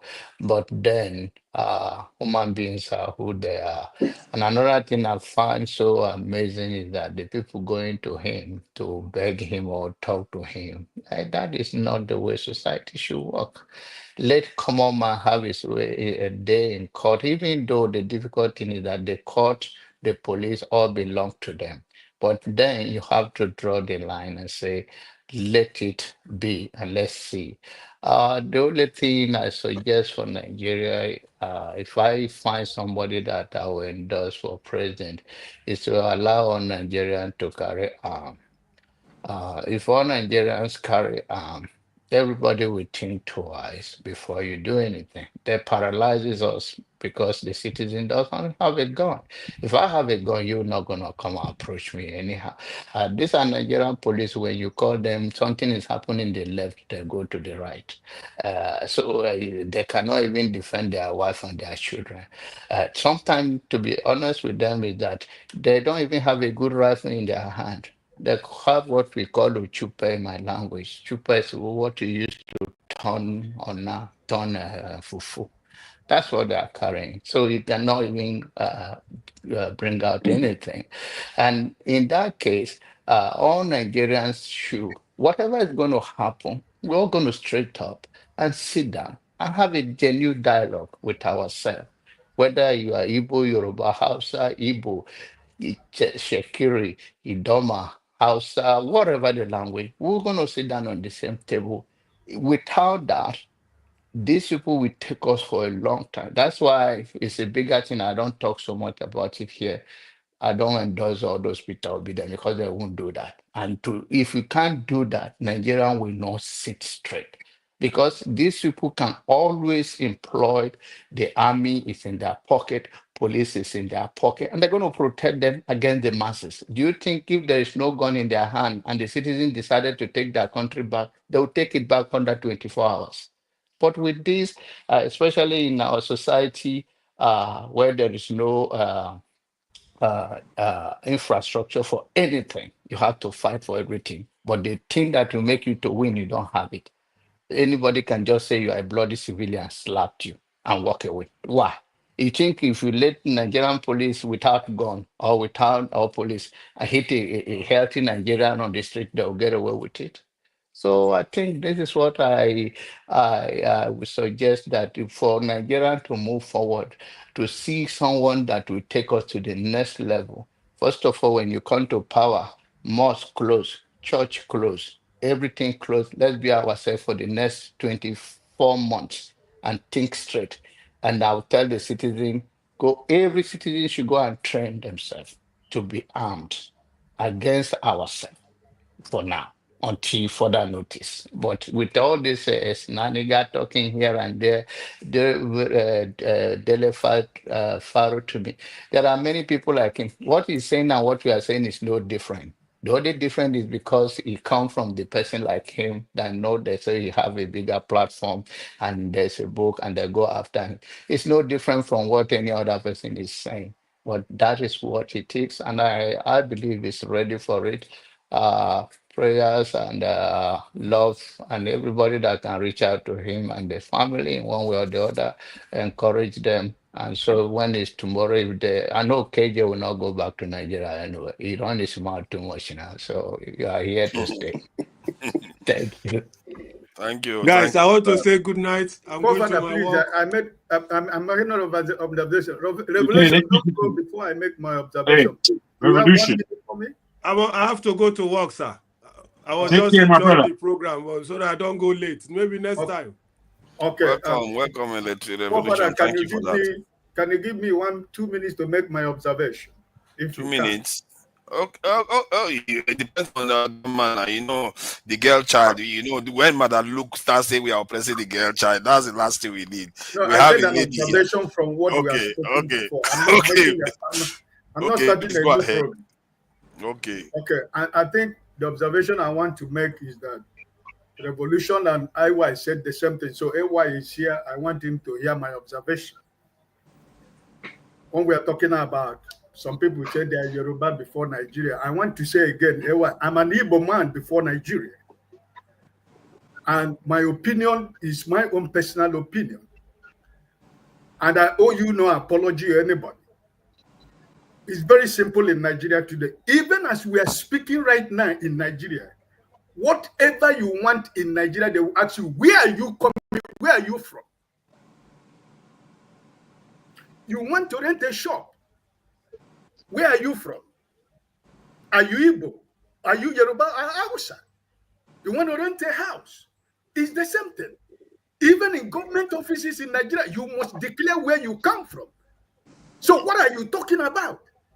That I said that I am an Igbo man before Nigeria. You're saying, no, it should be Nigeria. Why should it be Nigeria when I'm as a Nigerian? I'm coming to your house to rent your house. You're asking me, where am I from? Oh, Omoibo. Omoibo, no, Minoput, I cannot give you cash. Or Omausa, I can't give you house. The same thing goes to an Igbo man. Oh, Omo Yoruba, I will not give you house. The first thing they ask you in Nigeria, where are you from? Even in your government. Ask your address, they don't ask you your tribe. Oh, Father, let me just finish. I'm not just making it up. We're all Nigerians, my friend. Let us be serious on what we are talking about. I didn't come from the blues. I lived in Nigeria. I'm a Nigerian. But I'm telling you what the fact is. Even in your government today, you must specify where you come from. So what are you talking about? If somebody said he's a Yoruba man, or if John said that he's from Benue State, what is wrong with that? I am an Igbo man before Nigeria. That's the point. So I'm not asking you to claim that or to respect that or to believe that or accept that. But that's the fact. Because everything that works in your system, in your so-called Nigeria, you must have to identify where you come from before you get anything. There is quota system in every system in Nigeria today. In getting to school, in getting admission in Nigerian universities, in getting work in federal government offices, in getting employment in Nigerian NNPC, whatever that it is in Nigeria, you must have to identify which state are you coming from. What are you talking about? Are you trying to deny that Yeah. I'm making up the stories? That is not what is happening. No, Even no. as we are speaking right They are now. asking your state of origin, not your tribe necessarily. What are you My talking point is about? that you When could I say say I'm I'm a from Imo father State, first. when I say I'm from Imo State, who am I? You are I from think, Southeast now. forefathers, please, I know I didn't, please, But there I are Igbo don't, people in brother Ike, River State, like Ike, people say all the time. If you brother are from Ike, River State, the, you could be. forefathers. I think when we go to airport to travel or to show identity of ourselves and they talk about that, you don't bring there's no Igbo as a passport that you can submit there that I'm an Igbo person and this is my passport. I will not show I'm a Doma guy and this is my Idoma identity. We are talking in the umbrella about our national identity, and that is what it's all about. And nobody take it away from you that you are not Igbo or Yoruba or Hausa. We are talking about international identity. Nobody know you until you tell them. But when you have that passport, they know that you are in Nigeria. I don't think there is a even made in Finland. They have not made a passport yet. I know there's a fake country made in Finland, My but it's brother, not yet. John, So I have there is never nothing denied. like I've that. never denied being a Yeah, Nigerian. I that am is what just we are stating. talking about. Nobody say you are not Igbo first, or I if it am depends on stating how the you do obvious and that. the facts. Because Yeah, when that's people say, okay. when you say, if you, for example, if I say I'm an Igbo man, it doesn't change the fact that I'm a As Nigerian. a fellow pastor, I will let your Holy Spirit work with you tomorrow. I will not argue with you. Thank No, you. imagine this word, No, detribalize. What Jago, kind of hold on. word is that? Yeah, Rubbish word, detribalize. Calm down, calm down. You know Nigeria is not Is the the same. tribal is it not a word in the dictionary, Jagu? I No, thought you bro. were going There's no. Oh, no. let's not start this now. Let's not start it. I don't want to people backstage. See, the Nigeria we have today is not the same as the one the Igbo people created. As a matter of fact, there was one part in Cameroon that was supposed to be part of Nigeria, but they left. Detribalize. So the ones that remain chose to remain. The ones that were left. So it's not the same. And then our Nigerian people decided to change the constitution multiple times and change all kinds of configuration, military and all the rest. We've done it. Nigerians are the ones doing it, maybe with the influence of foreigners, but they are the ones doing it. So the idea that the Nigeria that we have today is human creation, we are not thinking about these things the fact that Oh the yes, fact yes. is Actually, Nigerians are the ones doing it stuff on the ground. The Cameroon control, the Cameroon thing. It was actually prior to independence. So they actually took some part of Nigeria to a part of Cameroon, the English-speaking side of Cameroon. Yeah, they opted to leave. It was actually the British that did that. Yeah, we can go into all that, but They carried out a referendum. the colonial borders were created by the West. We can't go into What, that. what do you mean they were created by the West? They gave them opportunity to vote. They voted to leave, and you are saying they were created by the West. In the end, our people Yeah, it was participated for their too. own interest. No, you don't understand what I'm You saying. mean they What I'm gave them saying, to vote in their own interest? who would have voted? The people that left Nigeria, the group that left Nigeria, the Ambazonians and all of them, they chose to leave Nigeria. They gave them the option to vote. Even the North in Nigeria, they didn't want to join Nigeria. They had to convince them that they were going to do this to get them to join Nigeria. Yeah, that's the So point. our That's the people point. had a say in what we have today. But what They I'm had a saying say is in what is the West to did all exonerate our this for people their from own it, saying the Igbo man geostrategic did interests. everything. They were involved too. They did it for their own geostrategic interests. I'm not so Yes. sure that Yeah, I'm it's sure. all I'm very about them. sure. I'm confident of Hold that. on. I'm not saying they didn't do it for their own geostrategic interest, but the idea that you divorce Nigerians from it is not necessarily accurate because Nigerians have been there for Oh, 60, definitely, 70 years absolutely. now. I'm not saying I'm not. I mean, even our operation right now, it's not like Oyibo is doing it directly. They definitely put some people there to do it. Exactly, you're right. Yeah, I was saying the same thing. Yeah, I was saying the same thing. Because they keep saying that all this was imposed on us. Our leaders are imposing this on us right now. They are imposing the bad leadership on us. So it's not your turn yet. Too. I think show if you want to. Forefather, you see the discussion you just had, and you muted me when I came in. Don't unmute yourself. Show. See, Jago, come on, you're my man. Show, if you want to say something, please go ahead. Okay. Let's welcome the the bravest woman, okay, on the whole live. Adama is here. And Madam Luke, for your information, I give the girl child privileges all the time. She's free to say whatever she wants at any time, interject anybody at any time. All these men that don't want to behave themselves, you can interject them as you see fit. Okay. Thank you very much for joining us, Adama. And if Show Thank wants to you. go ahead, yeah. If you want to say I'll something, you let can Sho go ahead. speak. Sho has been here for a while. Sho, Uncle Kejende was woman. Uncle Ike and Dale was AY greetings, Jide greetings. Uncle Said they Righteousness will. and Ndewo. Hi, Adama. Yes. Thank you. I'll wait for go ahead, Sho. Are you sure? No, you can speak. No, I'll no, wait. you're Okay. fine, you're fine. All right. Thank you, sir. Cool. Thank you. So forefathers, of course, you wouldn't agree with my position, but I still agree with a lot of people who said that they are Igbos first before they are Nigerians. I am first a Remo man. Now, I don't have a problem with somebody who says it's a Nigerian first before a Delta man and a Yoruba man. It's your prerogative.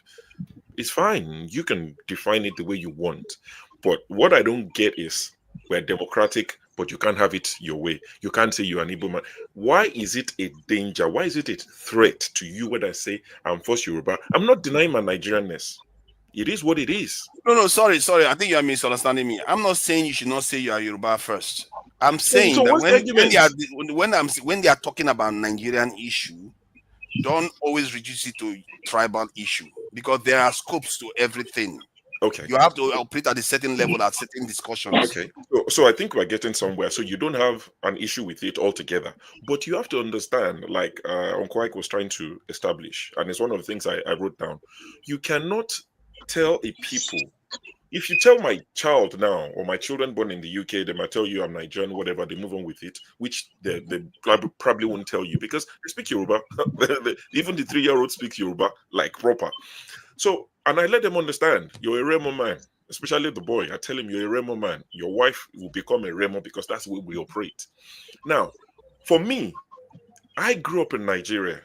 Every form I filled, they asked me for my state of origin that told them my tribe, my ethnicity. We don't do state of birth in Nigeria. Where is your father's from? They want to know. As long as you keep that in place, you can now not tell us when we are now 40, 50 and say, oh, forget about everything you've done for the last 40 years. No, that's the way Nigeria, brought us up.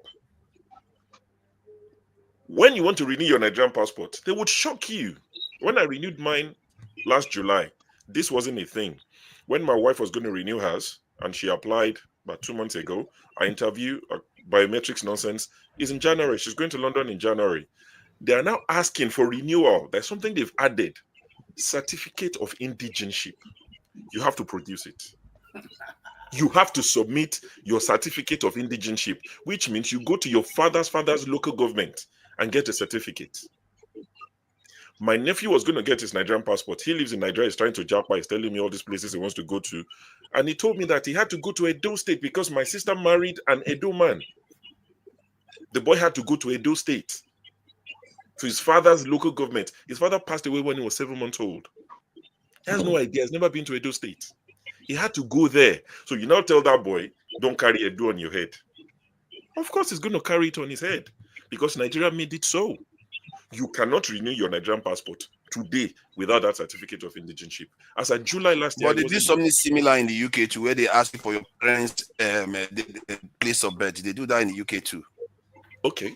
And I'll get to the UK bit. I'm not saying it's a bad thing. I'm just telling you what exists in Nigerian society. If these things are not so important, where you're from, why do we have this federal character thing in Nigeria? You want to form a cabinet, federal character. You must represent. They divided it into 6 geopolitical zones, and you're telling us to forget it. They divided us into these zones. It's not our creation. It's not even a Igbo man's creation. It's Nigerian creation. Oh, let's do 6 geopolitical zones. Southwest. What is the meaning of South-South? What does that even mean? And I'm not trying to disrespect the people, but you divide it for us. We now stay in that quarter that that place that you've cornered for us, and you now come out and say, don't stay there, don't identify with it. It's not our making. We didn't choose for it to be that way. They made it for us like that. In terms of names, you are saying, oh, names. for us Nigerians at least, they mean a great deal. Everybody's name means something to you, and you are called that name every day. Your subconscious picks it up. It means something to you. You will never find an able man name their son Adewale as their first name. Adetunji, Olanike. Those are Yoruba names. When they said Kemi should drop the name, I'm thinking Kemi is not even. Her name is a Yoruba name. We'll get to it, but what I'm saying is, you won't find an able man named their son Danladi. Who's that? What's the noise from? Mute, please. Mute. How is he muted and his voice is still coming out? I don't even know how that is possible. Okay, that's Oga Aiko. It's not me, man. Why are you always picking on me? What's the matter with you? I wasn't talking about you, Jack. But you just muted me for some reason. It's not me that was speaking. Because yours was unmuted. That's all. I was just making sure. Jesus, Jack, take it easy. So I wanted to ask you, Sho. Yes. If you are talking about a national team issue, and somebody goes on and start talking about this is a local league, and let's say you're talking about I'm not talking football, but carry on. No. The context is that the noise coming from you, because there's noise still coming from no somewhere. noise from me. I'm home alone. I've sent them. I've sent them all out. Yeah, there's noise from somewhere. Yes, there's an echo in the background. I think it's from you. There's an echo coming from somewhere. There's even a baby. I think it's gone now. Okay, so the question was about, let's say you are discussing with your friends about the national team of Nigeria versus England. Right. Then suddenly the person keep going on about, I don't care about the national team. All I care about is Manchester United. That is breaking the conversation. You are not looking at the context that people are talking. And this is what Nigerians have issue with. Whenever they discuss Nigeria, they go tribal. It's like Nigeria doesn't exist. And I've given you all the reasons. These things, see, he exists everywhere as well. And you and I had this conversation. I think it was this summer. I remember I was having a barbecue, and I joined the show just because this was going on a Sunday. And I told you.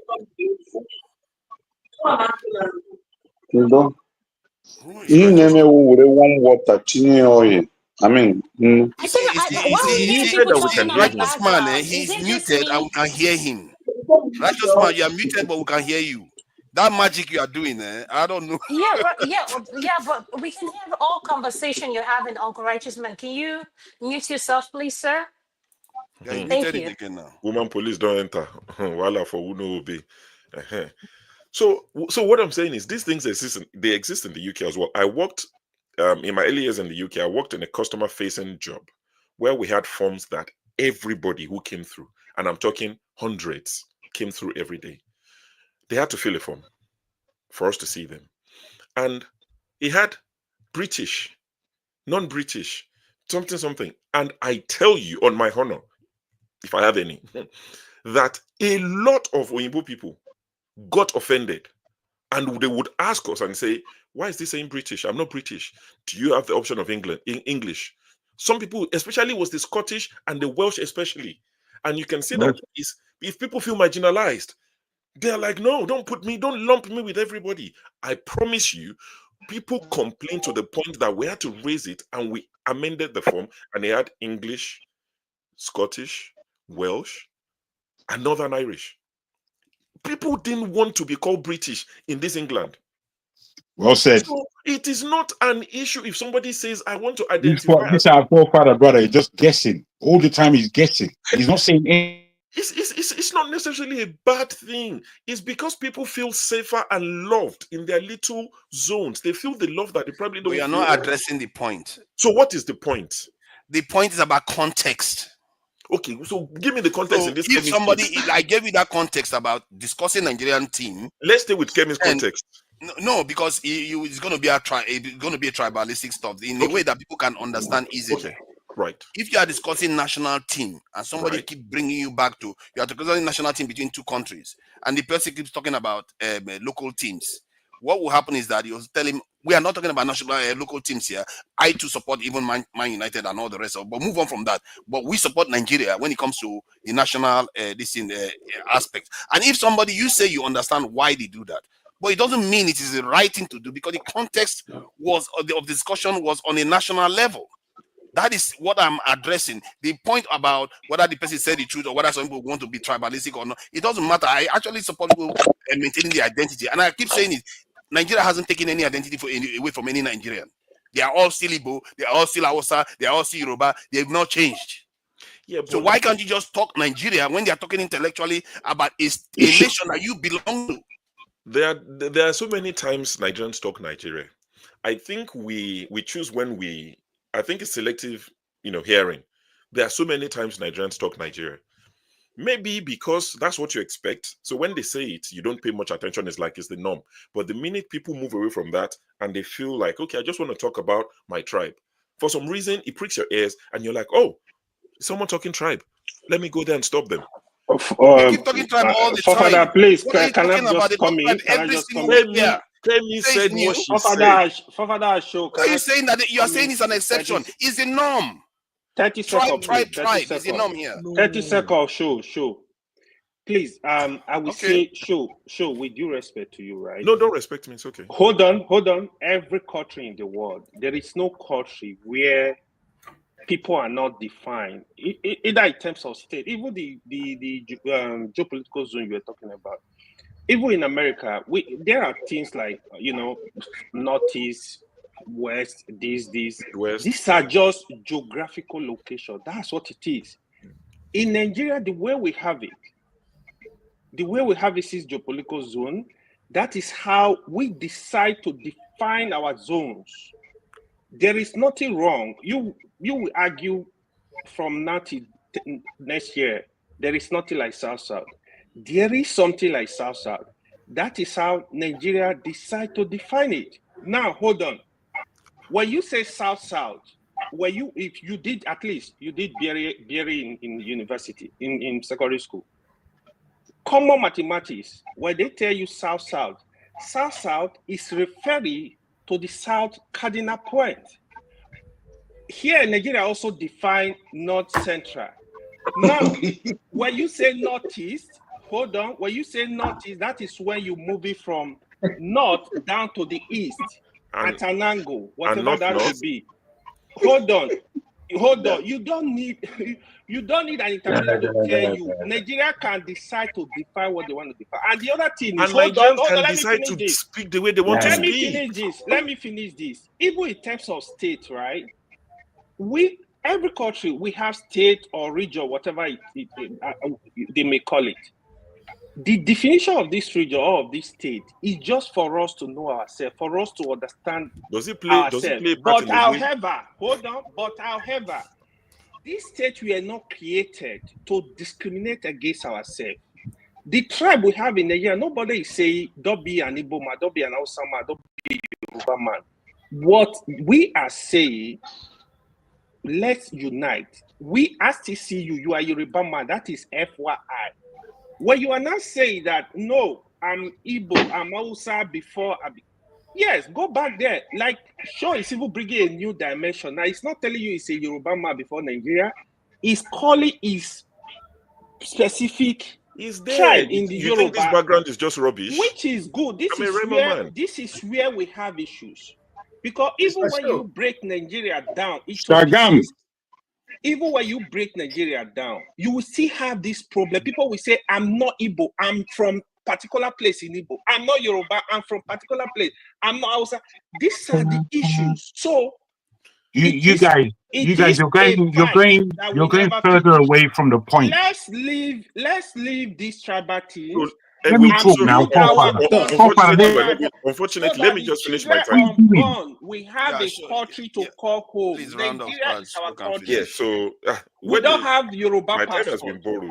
So. Okay, hold on, my last point. If you not decide to say, you agree with the discrimination going on in Nigeria. For example, Tinubu is there today. Hold on, I'm not talking to you.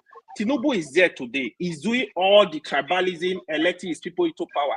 Then wait for your turn. Then don't criticize him. Wait for your turn. When you get to your tribal turn, Do whatever you like. Make all the minister from your tribe. Then let's be dealing with it. I don't even Ewa, know I why have a you guys question. are arguing Ewa, about before you leave, I these have a things. Are question. not necessary. We Can I are spark? My time need has been to have. hijacked, though. We Can we need to show understand please nation building. come on the show, We take need it to easy now. understand nation building.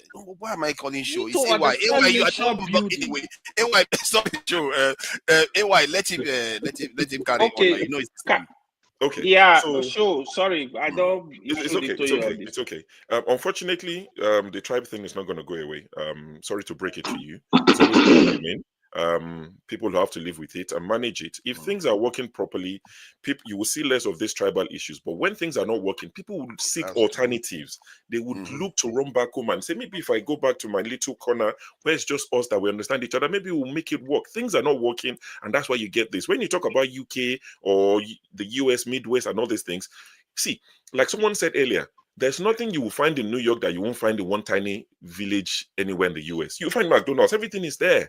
But in Nigeria, people feel disenfranchised and they're thinking, what is the solution? So you can't blame them for wanting to try something totally different to say, you know what, let me just identify with my people, maybe it would work. And on the issue of Kemi, to be specific, okay, Kemi has disrespected Nigeria. Shettima has replied, let Nigeria sanction the UK. Sanction her. Do whatever you want to do. Don't come here and be disturbing the rest of us. Go and sanction Kemi Badenoch. Go and sanction her. Do you understand? Please, can I speak? I have to go, if you don't Sorry, mind. 1 second. This same UK and Kemi Badenoch, even if I pray she becomes the prime minister. I pray too. All these She will never. I know she won't, but I pray she becomes so that your president It doesn't matter. wait, so that your president would come to this same Chatham House and bow again to her and give their campaign promises in this same Chatham House. They will still come to her, despite everything she said. Wouldn't they come? Would And they she not will come? receive them. Of course, she receives them. Of course, because she's going to tell them what to do when they get back to motherland. Well, she would that instruct is them. their This is the madness. path I to don't know go. what they do in Chatham House. That's their madness. Yeah, but we have to also try So to if you see want the to do bigger picture, shakara, though. do your Show. shakara all the You way. see what you've done to me, forefathers, man. You just reduced me, man. Kiago, you spent all day calling me weak and useless. Is that why you threw me out? Is that why you threw me out? Why you are worried. No, it's because you are disrupting the flow. I didn't say a word. No, but Jago, this is what you're not getting. He muted. Oh, Everyone God. is muted. Why do I need but to you're hear not from you? muted. Why do I need to hear from you? Muted. That's why you keep getting kicked out. And sorry, and for Dele Farotimi, one of the things they did to him, maybe you guys read about it, when he first went to court on the 9th, I think he went to court, the day he went to court in handcuffs, there was a senior advocate of Nigeria that was going to represent him. They now cited one case in Ibadan and said a senior advocate of Nigeria is not allowed to defend anyone in a magistrate court. So they asked him to step down and another person should represent Dele. These are the things they do. And you start to wonder. You said we should go to court. It's your famous line. You were in court. His son was going to defend him. He said, no, there was a case in Ibadan years ago where there was a judgment. At the magistrate court, a son cannot defend. And the son actually spoke and said, no. He cited other cases. But the judge said the son should step down. And they brought another person to defend Dele. So you see all this gamesmanship and all these things. But honestly, it's a mess. They are just proving him right every second of the day. Thank you. Thank you, Okay. Sure. I wish I had more time for you to talk to I you, think but it's my it's turn now. okay. I have more time. Let's welcome an executive member Yes, moderate. of you know what. Welcome, Yes. KJ. Yes. But yeah, Adama, if you want to say Whatever something, you can say those something. names whatever those names are, it doesn't matter to me. Please go ahead, I'm KJ. happy to be Leave here. my Thank uncle you. alone. Yes. Thank you so much, every one of you. You've been very great participants. I want to start from the last place where AY stopped. AY, I bind and I cast that your Kemi will never be Prime Minister of Britain. I bind it. I cast it. I say Holy Ghost fire on it. You hear me? It's not by Holy Ghost fire. It's by number. Prime Minister. It's by number. She will be prime. Again, read my lips. She will be Prime Minister. And all of you will eat back your words. That's the same thing. You know, I can play the video of people saying Donald Trump will never be president. No, but what will happen? God's will now will stand. Well, you like it? You don't like it. Okay? And by the way, I salute her. Let her even include Tinubu in the insult. Do you people have the prerogative of the name Kemi? Come receive those Americans answering Kemi here now, and Aisha and the rest. Come and remove their names now, because they're answering Kemi. You see, we always measure in the minor and minor in the major. The British put it this way: for a want of a shoes, the war is lost. Okay, why you reduce yourself to that point? What in concern the politics that they are playing in England? You have not been able to repair your backyard. You are talking about people who don't have any problem with electricity, water. Okay, sorry. Can I ask you a question though? Because you want to ask me a question? Yeah. You are about one of those I'm also binding. No, I'm just curious. About when you said she went after Shettima, but it just occurred to me that Tinubu is the president, and because Tinubu is a tribal person technically. Why did she not mention Tinubu? Shettima that left his official function to play his whether he thinks he's being a rhetoric, I don't know what to call it. What's that you say when people are fluent in language? Rhetoric. Orator. Did she respond to Abike Dabiri? Of course she did. And so what did she say? But she didn't go tribal on Abike Dabiri. Here is the point. Excuse me. Yoruba people don't only exist in Nigeria. There are many parts where Yorubas exist. And you have not even bothered to ask her. She could decide to say she's from Brazil. What is people's business? I didn't know Brazil. I didn't know Yorubas in Brazil. I didn't know Yorubas in Benin Republic. I didn't know Brazil Yorubas in other parts of Cuba. World. In Cuba. Yeah, but she's also one of the problems of Nigeria now, isn't it? If she was in Nigeria, because she's tribal.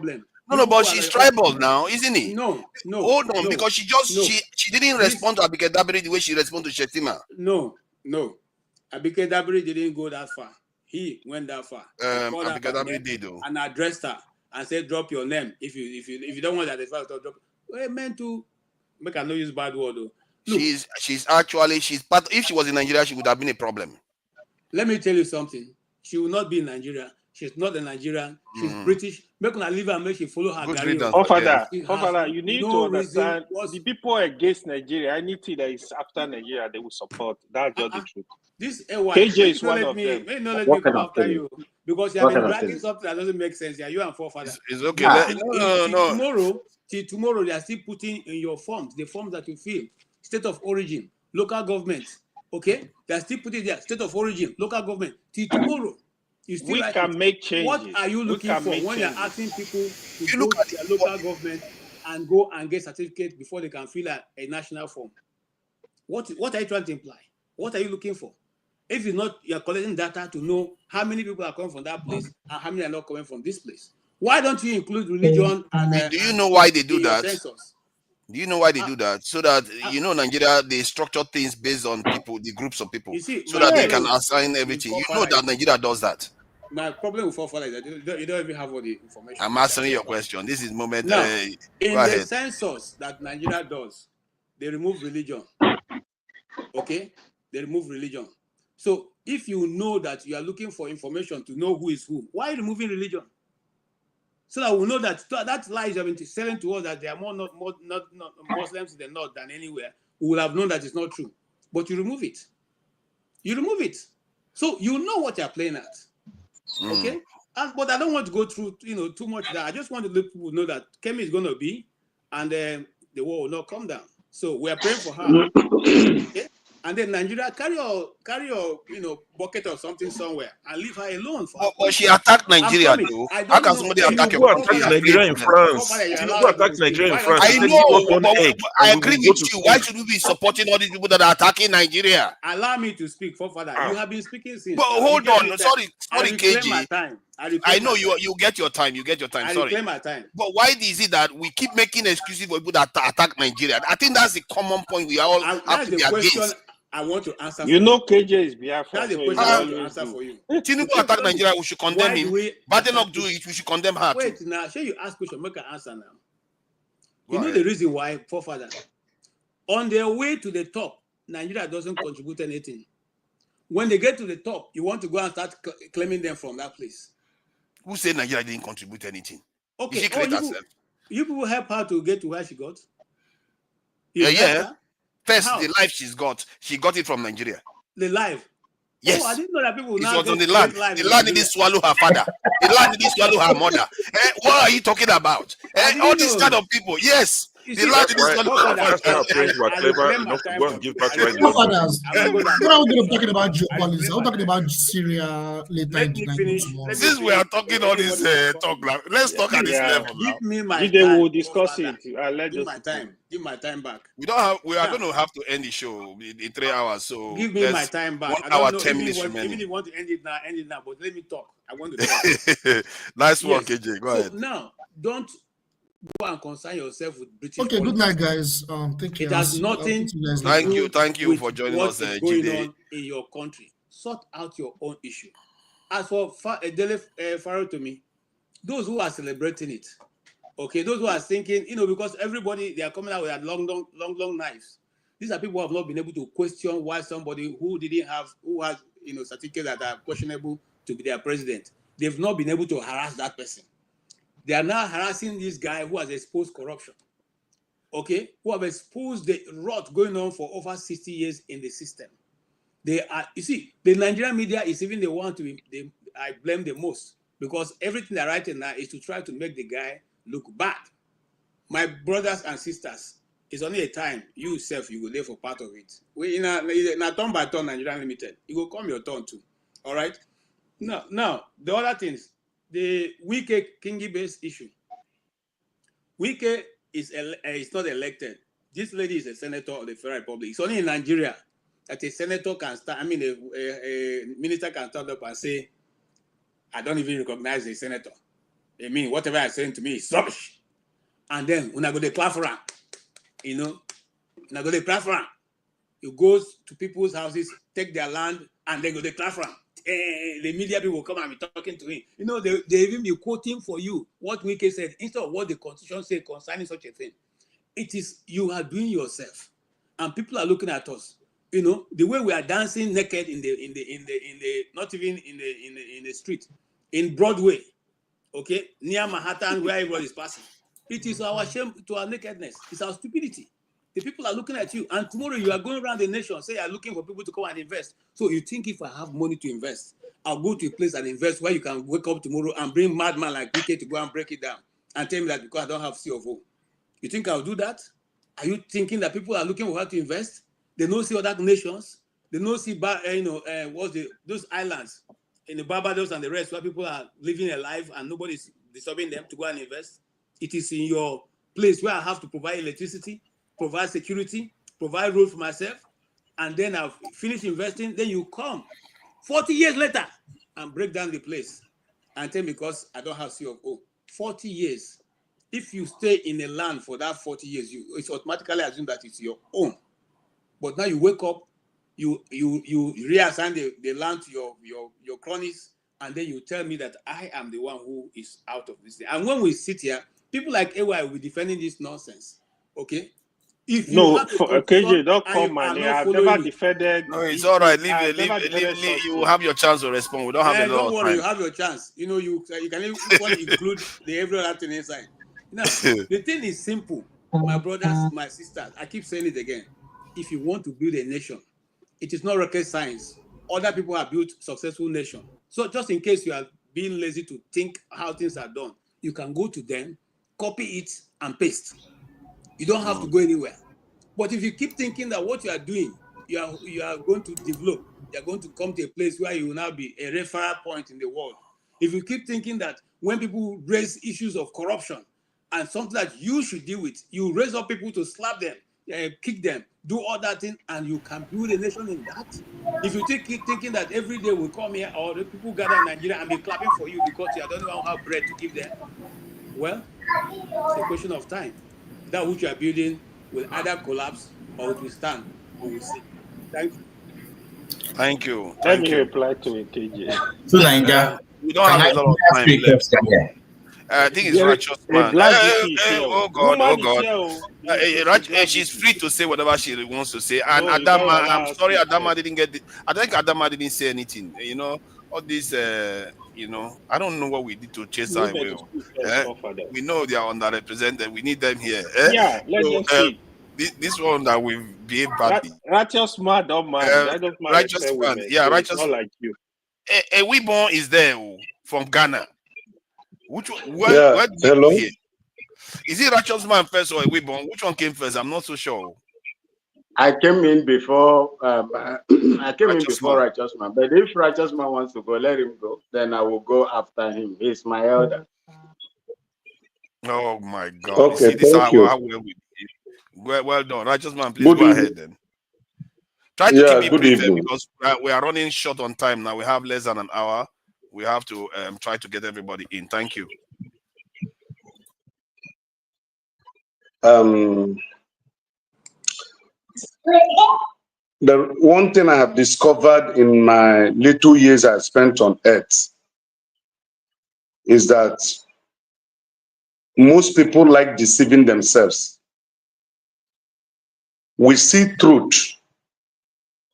We try to sugarcoat truth and make it look like a lie. Or we see lies. We try to sugarcoat it and paint it to look like truth. In either way it goes. If one is sick, what do? We are being advised not to have self-medication.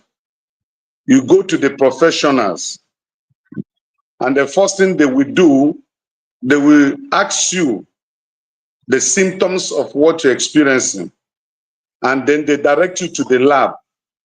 Probably your blood will be taken, and they will do analysis of what they have found, and that will determine the kind of treatment you'll be given. Why is it, don't you think, reasonable men, gentlemen, and ladies that have appeared here today, have we ever sat down to ask ourselves, why is it that people are rejecting identifying with the name Nigeria first? Why don't we sit down to say, those people are not at fault? Rather, let us find the reason why personalities of what class will not look back and they will tell you they are not Nigerians. Rather, they identify with their tribe. I think it will do us more good, and it will help us to heal the sickness that are befalling the nation. Nigeria is sick. We don't need to sugarcoat the sickness. We don't need to paint the sickness as if it's a normal sickness that every other country faces. Nigeria is terribly sick. How do we get Nigeria healed? People do not identify with failures. People identify with success. It's natural. If Nigeria is working, wherever you are, anywhere in the four corners of the world, you will proudly say, I'm a Nigerian, before even identifying your tribe. But because the country is not working, and you can't by force or wish that people will begin to identify with failures. I have said it time with that number. The reason why many of you, brilliant men and women I see in this platform, reside in overseas is because Nigeria failed you. If Nigeria did not fail you, come back and join us here and begin to feel what we're feeling. No lights, no road, no security, no job. Graduate from the university, you have no job. Get the money, make the money from abroad, invest it in Nigeria. The government policies will strangulate your businesses, destroy it. You turn to a street beggar. So let's not begin to blame Kemi for whatever she has said or any other person. It is the sickness we should look at and said, why are Nigerians rejecting being Nigerians? And let us treat that sickness. And you will see people will proudly identify with the nation, proudly declare that they are Nigerians. Nobody celebrates failure. Nobody. I have a cousin who lives in Texas. Recently, I was talking to him. Are you not coming back for X months? He said, for that your country. I say, hold it. Were you not born here? He said, hey, come on. God delivered me from the shackles of death. So I'm an American now. Put His forefathers were not there. He was not born there. But he can proudly claim to be an American because the society he's in is working. And he recognizes his presence there. Nigeria is a state where truth becomes a lie. And lie becomes truth. Look at what we blame Buhari did. If there was a deliberate attempt, effort by political and religious leaders to make Nigeria work, will Tinubu do what he's doing today? 95% of his appointments are all from one side. And other people are crying, why are you doing this? This is not a Yoruba nation. This is a Nigerian nation consisting of many nations and many tribes and ethnicity. So let's discover the symptom, the sickness. Let's discover what is the sickness of Nigeria and make a deliberate attempt to treat that sickness so that we can proudly, wherever we are, claim to be Nigerians. If this sickness is not treated, our generation will go in the next 200 years, 300 years, if Nigeria continues to exist as a nation, this problem will keep rearing its ugly head. So let's identify what is the sickness of Nigeria. Proper solution to solve the sickness, not defending what is not working. And it is what is not working that is making people not to identify with the nation. I think it will do us more good. Thank you. Again, I don't know what is happening. No, the righteous man is like an onion. He's I don't know, man. You are coming from so many. He's very, very correct. I agree with him from the way I think about it too. I see it as a problem of failure of the countries to deliver for people. That's why people are expressing those things. But it still doesn't mean you shouldn't try to correct it. When you are you are discussing with somebody, the person say, "Oh, amiibo." But your job is to reorient and bring them back to a situation where they can focus on the Nigerian problem, to the actual Nigerian problem, not tribal problem, the Nigerian problem. Don't That KJ. is where the whole argument is. KJ is supporting Kemi Badenoch. We've been a long time, man. Long time not see you. And I hope I'm with her, man. I hear Ghana is doing very well. They did a very good election, and the cows. I don't know who they support to. Welcome. Thank you for that. What do you think about the discussion anyway? So. Thank you so much, and good evening to everyone of you that is here. Namoche KG and Mekelegi. How are you, sir? Everyone here and those that are listening to us. Permit me, I would like to use this opportunity to congratulate President-elect, President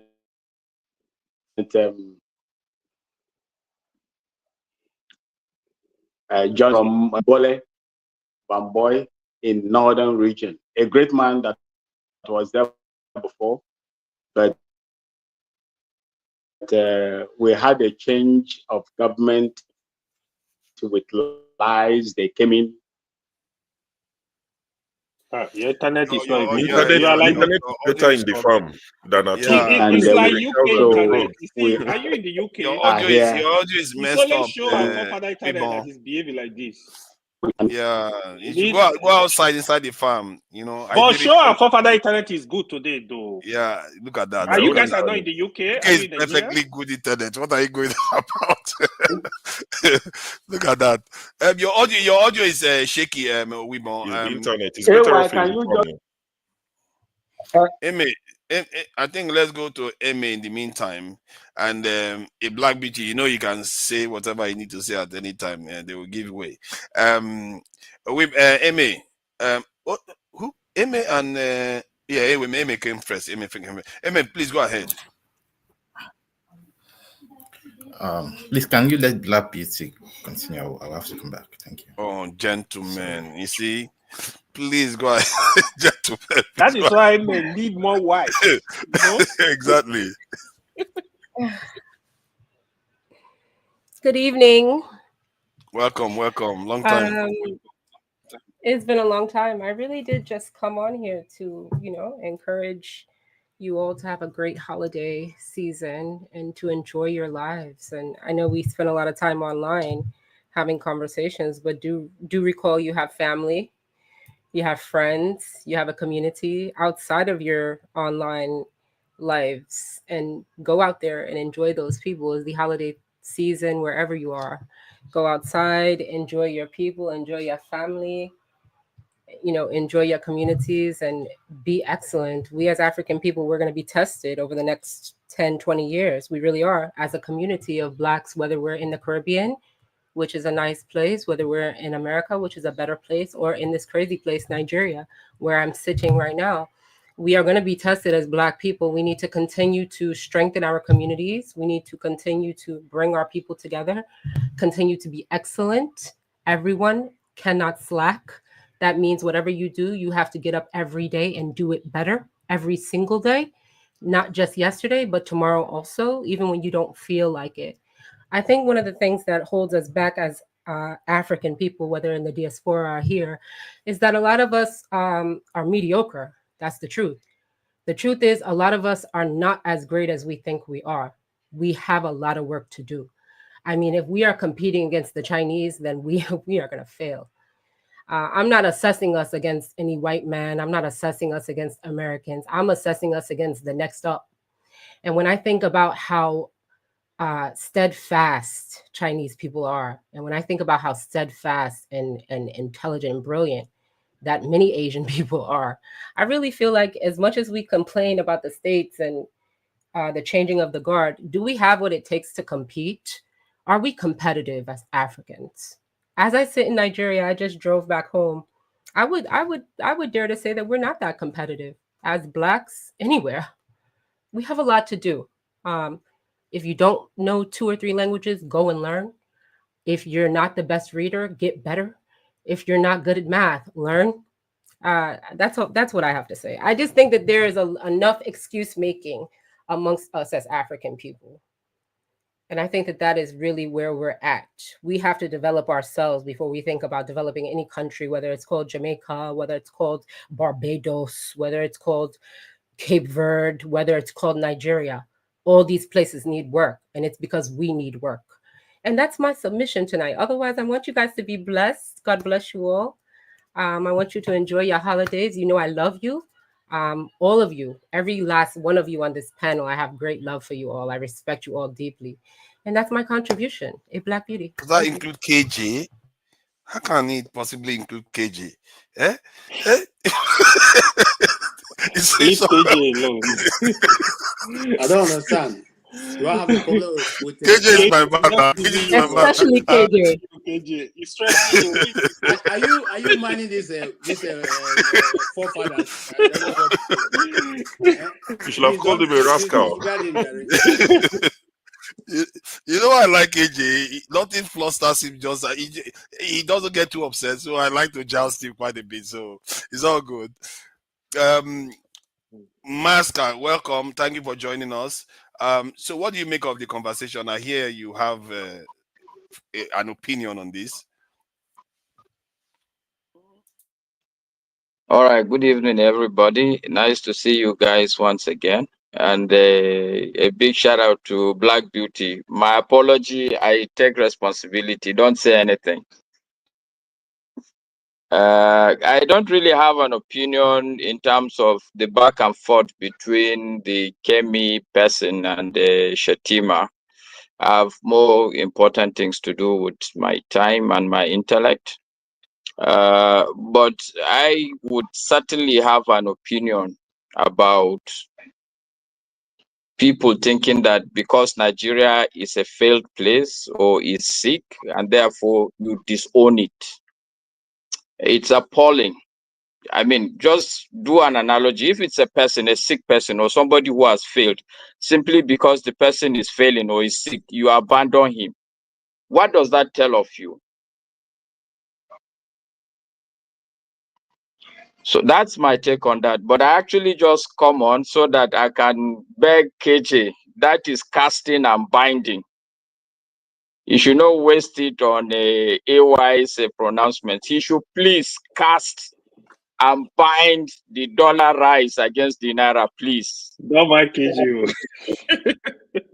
And he should also cast and buying the inflation that is galloping on our income here, making us look like I don't know what analogy I can even use, but it's wiping away our standard of living completely.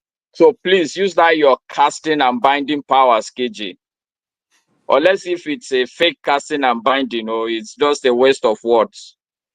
Okay, Masker, the way you are Yeah. looking, your background and your dressing, I don't think you're in Nigeria right now. So where are you? I'm in Nigeria, KG. You I can't be can in dress Nigeria and be wearing anyhow. that. Where are you? I'm in Nigeria. I can dress anyhow. No, he is in Nigeria. He is in Nigeria. Okay. I think forefathers has come to my house, so he can tell you whether I'm at home or not. No, but here is the case. Here is the case.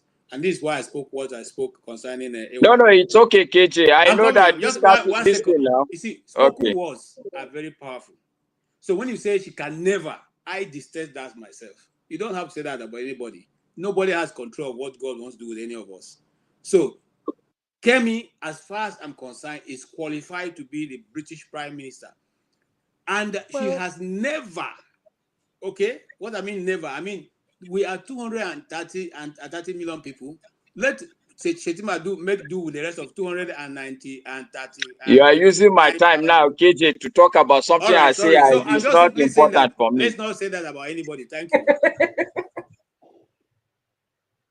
Me, I'm interested in your cast. I'm looking for casting and binding powers. We have big problems that we need casting and binding. You heard my opinion. I don't think we need to cast and bind. It's fake casting and binding, Master. Okay, I agree. I agree with you, Ewa. I think it's fake casting and binding. It has no powers. So let's keep that as it is. Listen, I have already neutralized what he said, so that's okay for me. I'm not trying to make Kemi what it is. Okay.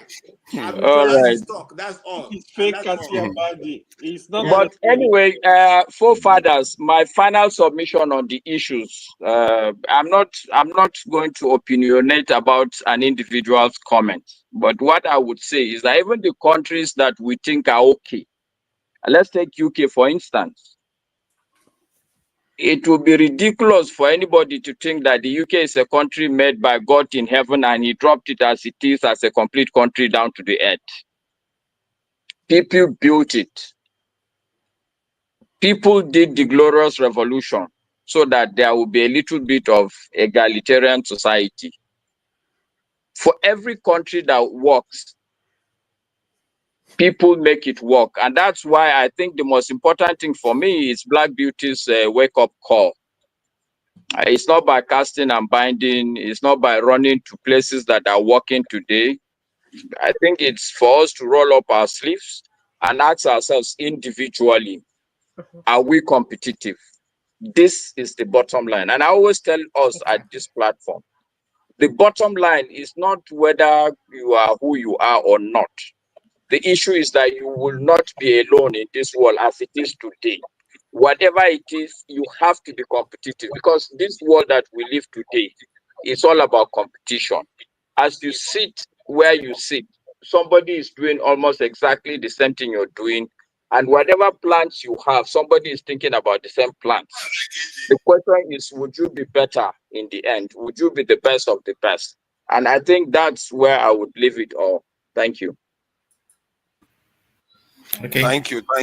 Can I I think what Black Beauty Can I said come in? is quite special. No, sorry, please. I think what Black Beauty said is quite special. I hope they cut it out. If they don't cut it out, I will cut it and post it. You know, so just in case all those people are editing it. I don't have I any think what you makeup. I said just was came quite. out the spa, no makeup, no nothing. You are fine. Not What you this said one. was very, very powerful, I must say. Yeah, and then Master, Can I come nice in now? background too. Yeah, Amy, yeah, go ahead, gentleman. Yeah, welcome. That's one that you are toasting me with gentlemanism. Before you go, can I just say one thing really quickly? One thing, okay. Just really quick. Yes, I just maybe am I lost? Maybe it's a different mindset because I come from America. But I think that there's no way in hell that no Black woman is gonna run the UK. There ain't no Black woman gonna run no white man country, especially the white man country. I'm just saying that out loud for the people that need to hear it in the back. And that's it. Thank you. Oh, Thank you all for right. that. Okay, Well, that's fine. sorry, the Black Beauty. I just want to also let you know that we are living in the world, and the world is evolving. Many things are happening. So let's keep our fingers crossed. All right. Sure.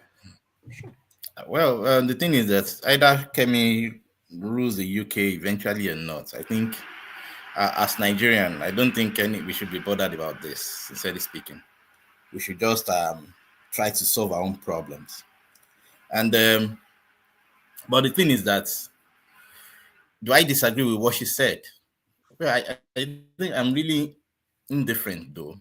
Although when you look at diplomacy, it should be that there should be a way to dance around these lines without, you can say what you want to say without really saying, using those words, and still make your point known. But if that is the kind of game that she wants to play, all fine with her. It is the way she has been playing a game that has brought her to that point, and let her continue with the way she wants to play. As I've always said, I think it would be nice that the government should see how they can support her, rather than thinking what can we gain from her. Look, if you want to get anything from anybody, you need to first show a sense of loyalty, a sense of allegiance, a sense of this is what I have for you. And then it's just like seed time and harvest. You need to plant the seeds for you to have a bountiful harvest. But if you look at the Nigerian states and the Nigerian situation, all the time we just want to go and harvest where we didn't plant. And that is where the thing is there. Somebody might say, well, okay, because I have heard some arguments from forefathers about our parents are Nigerians, the Nigerians have done something in their lives and things like that. They too have done some things for Nigeria. So it is not that maybe you can say, oh, this is what Nigeria has done, this is what Nigeria has done for me, and that is why I will give myself to the country. And not even that, when you have a lot of stories. I almost asked you the question when you were talking the other time, can you tell me a person or two that from their life experience as a Nigerian, you can be proud of nationality, you can be proud of patriotism, and you can say, oh, this is the benefit of patriotism, and this is the reward that makes it convincing to people that say, oh, let me be patriotic in this nation. Can you just point one or two? I've done something great for Nigeria. You mean not that they've done something great for Nigeria, that they've benefited, that you from doing great for Nigeria rewarded them, and we can say, wow, I want to be like this because even this reward is sufficient. Like the movie industry, the music No, industry. but sorry, forefathers. But before you answer, Emmy, for the benefit of us, or at least for my benefit, what's your point, Emmy? My point is this: that I think I get your point, Emmy. Everybody has the right to feel whatever way they want to feel, and that we shouldn't make them feel stupid for expressing themselves the way they feel. It is their feelings, it is their experience. So if they felt that way about the country, the thing is that, except you have a good heart, that is when you can say, oh, I want to give my best, I don't care if Nigeria rewards me or not. But if you look at the average places that we are talking about, you give your best because you know that you have your back gotten by the government, by the people, by the system at least. I gave an example of Stella. Please. I gave an example of Stella Adedavo, the lady that gave her life during the Ebola crisis. Those are the kind of stories that should be published regularly. Talk of Dora Akunyili. Look at the family of Dora Akunyili today. Look at Fela Anikulapo Kuti. Look at their families today. You question how have we rewarded them that will make you and me want to become this kind of people that we can say, yes, I will give my life and I know that my family will be okay. I know that my future generation will be forgotten in the history of the country itself. And it should be done, not that because I am a good person, I have to think about it. No, we should have a system that reward excellence like that reward patriotism, and naturally people will gravitate towards the system. But look at, I you have think a that's Dele what Righteous Farotimi. Man said now. Nigeria is the point Righteous Man is making. But when you say people can criticize, but Nigeria cannot defend itself, Wait. that is not fair. Wait. She said something. She said she's a Yoruba woman. What is the lie in that? She said she has nothing. I don't know. Maybe she really denigrated enough, sincerely speaking. But the thing is that is her feelings. And I don't think she has anything to do with me as a Nigerian. Sincerely, I So don't if see a white man says the same thing about Nigeria, you will be able to attack. But if she says it's okay. Because she's part of the system, she's free to do that. We are their brothers and sisters. Yeah, wait, look, let me tell you something. They will tell you something in Yoruba land that when you siblings enter into the room and everybody laughs out, when you come out from the meeting and you all laugh, it's because you've not told yourself the truth.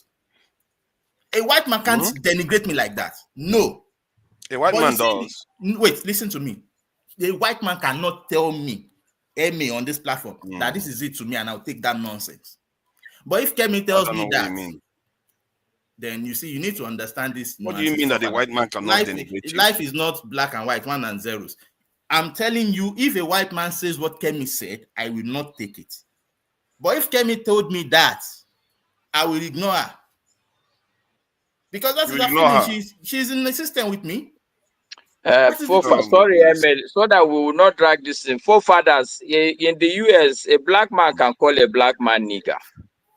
Yes. But the white man dares not call you a nigger. It's not going to end up well. So let's agree. We are sitting here all criticizing Nigeria. If it's all white people that are all on this platform talking about Nigeria like this, there's a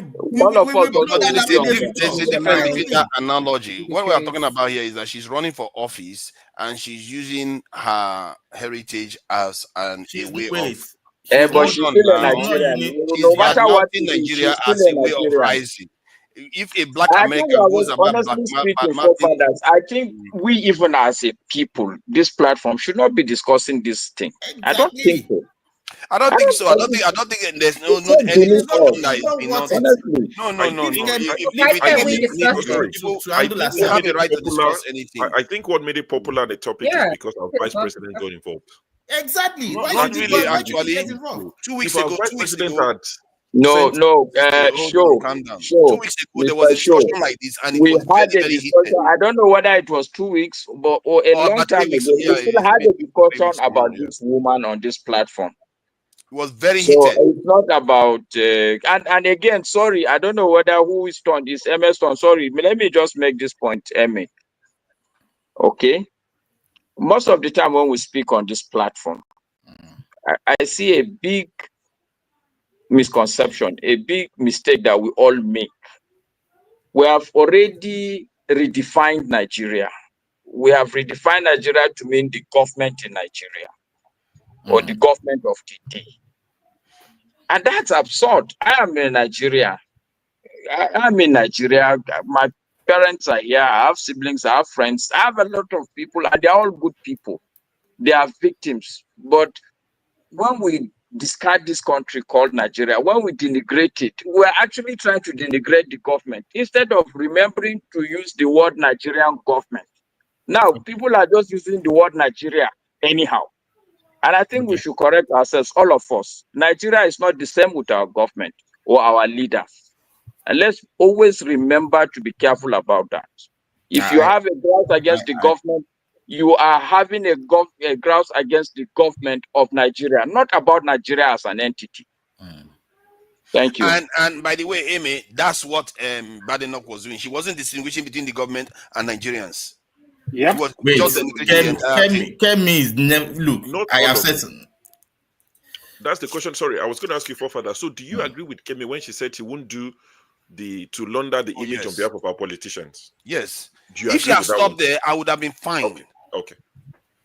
She went further. She literally attacked the nation and divided it.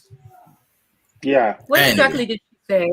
Because I didn't. Go and check Rufai. Rufai has been on a case, man. Don't mind Kemi bad luck. She's gonna fail. I'll come back to Nigeria.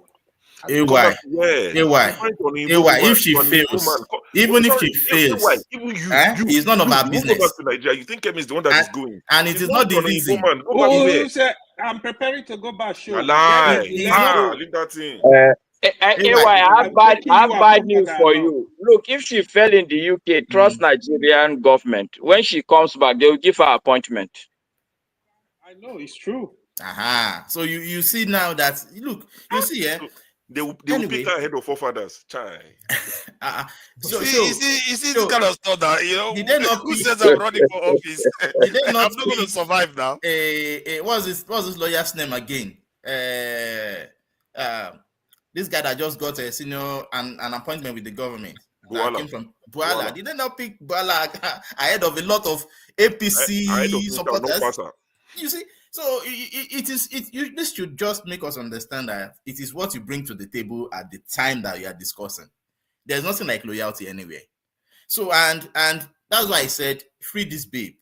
Let her play her game. Some people are arguing that Buala has been always on the side of Tinubu, but just pretending and going to sabotage the other side. But at least on paper, We all saw that he defended. He even caused the Tinubu that I said that even in 30 years, Tinubu will not achieve anything. I don't think there's anything more embarrassing than that. So, but of course, it shows the pit. It shows the pit of hell that our politicians came from. If all he said was just to play a particular game, so you can realize that these people are nothing to value, to put value on. But what that says also, they are just is like that plastic you used to buy your stuff from the market. But what also does not show you something that even when somebody like Buala insulted Tinubu to the extreme, a lot of his supporters didn't like how far Buala went, and yet Tinubu himself strategically can think and say, you know what, no matter what, it's not personal. He brings him in. I don't know how many of us can do that here. If it's an asset to me, I will overlook it. It's an asset to Tinubu. Yeah, that's exactly. A lot of people will go with their feelings. This man insulted me, he has to pay, and all the rest. Like the way they are treating Dele Farotimi right now. But that's why people give Tinubu the accolade. He's a master strategist. Yeah, it's a master. But Father, did you notice that Mr. Rudolph is on the panel? You people should show respect. Where is he? No. Mr. Rudolph, that is from I didn't see him. Even me, I didn't even notice. He's always a very panelist. Right? He's always a great panelist. Whenever he goes on panel, he look calm, waits for his turn and all the rest. Welcome. Do you have anything to add to the conversation? Oh, were you talking to me? What are we talking about? Leave man of prestige alone. What is this one that you're doing? Stop it. No. I just want to listen in. I promised to come back, and I just looked at the time and said, "Oh my goodness, I had to shop." But it's been wonderful. Thank you, guys. I'm seeing the Black Beauty and Emma, yeah, okay. AY, thank you all. Ike, nice to see you. Maska, my man, how are you? And what Pokoli, I forgot, I missed you. Lokopi. Pokoli, I think we changed the name to Pokoli. I missed their contribution. I'll go and watch it. But you guys go on. Don't mind me. I'm just showing my face. He hasn't said anything. Loco hasn't said anything. Welcome. Sorry, Father. Gentlemen, good night. It's nice seeing all of you. Always wonderful to be on the panel. Good night, everybody. Nice to see you too. Thank you for good joining night, us. Mr. Master. Master. Master, is he very eager to be master? Master. It's okay. Don't mind me. Support diaspora voting. Thank you for joining us. You did attend the protest, you said. So can you update us? Hello everyone, how you doing? Man, everybody just waiting for this news. For you. Sorry to disappoint everybody. Anyway, I went there, but I missed them. You understand? I know it's like, what the hell is wrong with this guy? Actually, you missed the protest there. Yeah. The woman that gave the address, she didn't describe it properly. Anyway, she said the venue is what's it called? Dixon School of Law. You understand? And King's College anyway So I went to the building instead of to say the main campus gate. So they were at the main campus gate, you understand? Because I would have meet them there, but I went to the the School of Law. I was part of the building. So I asked the security guy there to if I can go inside and just ask questions. He said no ID, no entry. So some other little girls came on and they showed ID and they were allowed access. So I was like, okay, to find out if they were into like sort of demonstration or whatever. So like he barely said anything to me. It was just security guy. So he said I should go to the disciplines whatever and ask the School of Law and ask. So I went there and asked, and today I met there, nothing like that. Only to okay, the premises there, they were doing some ice skating there. So make I not waste my wakana. I could imagine they do some ice skating. So like that, but if the man had told me, if I had knew and said, these are the people we are looking for, they were just like 2 seconds or 3 seconds walk from where I was. You understand? We just made a different corner. They were at the front gate at the entrance. Me, I was already inside the School of Law, discipline, not knowing that they were outside the gate. So, but I asked questions. Nobody told me there was anything like demonstration or whatever. So it was later I saw online there were just 6 of them or 5.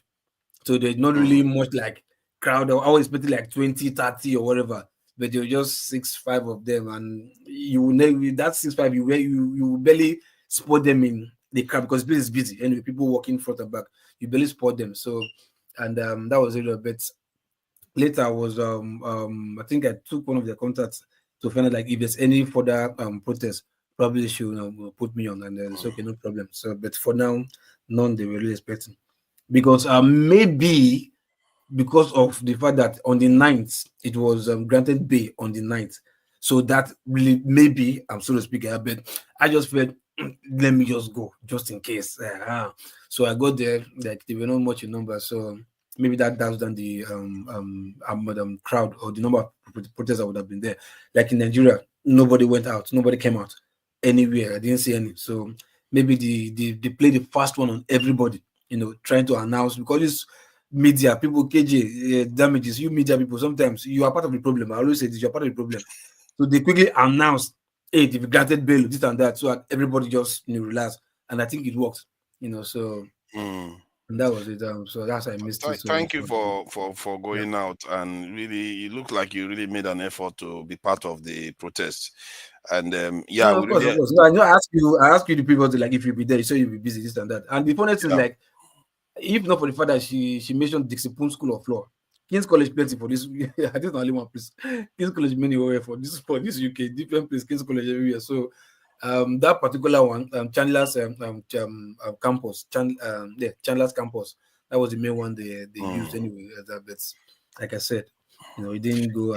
I saw the picture. I think there were about 6 or so of them. Not much. And I was disappointed. Like like I said, maybe the rumor or the bill that they granted doused the whole stuff. And was it not up to 50 million or 500 million bill? They paid, somebody paid that. No, how much? 50 million. Yeah, bill is 500 million. It's like 500. Wow, that's a lot of money. It's not a lot. It's not a lot. Do they keep the money or they just sign that? No, they don't keep. They hold in case the person run. Okay, it's called shorty. So in case the person has shorty money, yeah. Okay, fair point. Okay. So thank you for the update. If anyone wants to say something, we have got about 27 minutes to round up. This is a hard close, so whatever happens, we are going to close at that time. As a matter of fact, we have less than that because I have to play the national anthem for us to close out. So we are looking at about 23 minutes. You and electricity. Let them come and carry. I have something to say for fathers. Let them come and carry. You all are this one, right? You're gonna go and protest for me when they come and carry me. Yeah, right. Write a book before you go. Write a book so I can buy. You know what? Maybe I should. At this rate, with all this national anthem I'm playing. Who wanted to say something, please? I have something to say. All right, go ahead. Forefathers, why are you scared of the topic of tribalism? I'm not scared. You see, the thing is this. If we have to really solve Nigerians' problem, we have to go by first principle. And when you're considering first principle solution, that means you rearrange from the beginning again. And rearranging from the beginning means you have to first identify yourself. It starts with identity. So who are you? You must identify yourself. You must have an identity first. Then from there, you build the next block. If you want to build a house, you can't use the bricks for a straight line to build the corner piece. Sometimes you need the irons and all those things. But you can't say everybody should assume it at once. Everybody must first be their own self so that you can see how they function in the whole system. So that is where I have an issue with you whenever people want to discuss it. Because look, there's no way you quam it until we face that discussion and let us really solve it and say, okay, yes, identify yourself. Let us identify ourselves. Okay, and from there, where can we now move from there? Let us now have the discussion. That is how you build it. But when you begin to say, no, nobody should identify themselves. Look, and the thing is this, even if you're a minority, there's no need to be scared this time around, because it's not that maybe one majority will come and take up your land. So I feel you're not even addressing the discussion, the context I was having in Nigeria, you should be scared though. Wait, sorry, the context I was having the conversation is about. It's because the people have not really identified. Try to understand what because I tried to clarify that again with Shu. It's not about not having tribal conversation. It's about when you are discussing Nigerian solution. Yes. Tribal discussion, they keep dragging it back to tribal discussion, and that is an issue. Look, because you have to learn to reason at the higher level. Wait, I asked you the other time. I said, how has the government helped foster that nationalism that you're talking about? But I said that's our job. People who have been nationalistic, how have we rewarded them?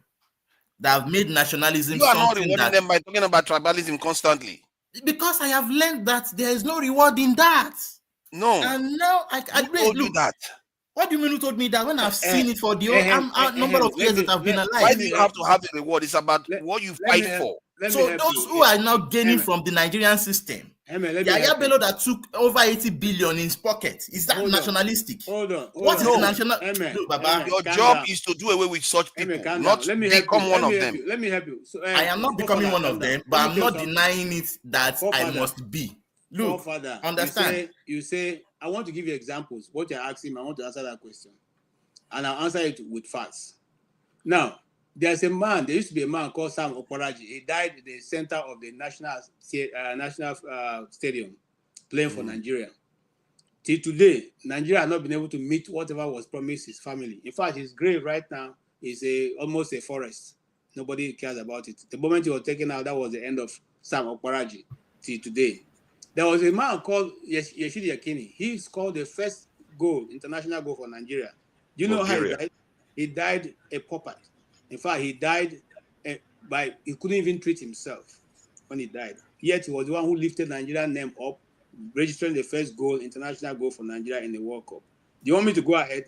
There are many of them, such people I can call by name. The last one is the man whose land had been taken over in Abuja, who was the first cadet to register Nigerian army. That's the one that Wike had just taken over his land. Thank you, Mr. KJ, for that. Knocked down all his houses. No, hold on. The land was allocated. He didn't buy the land, child. So is that why they should take it away from him again? No.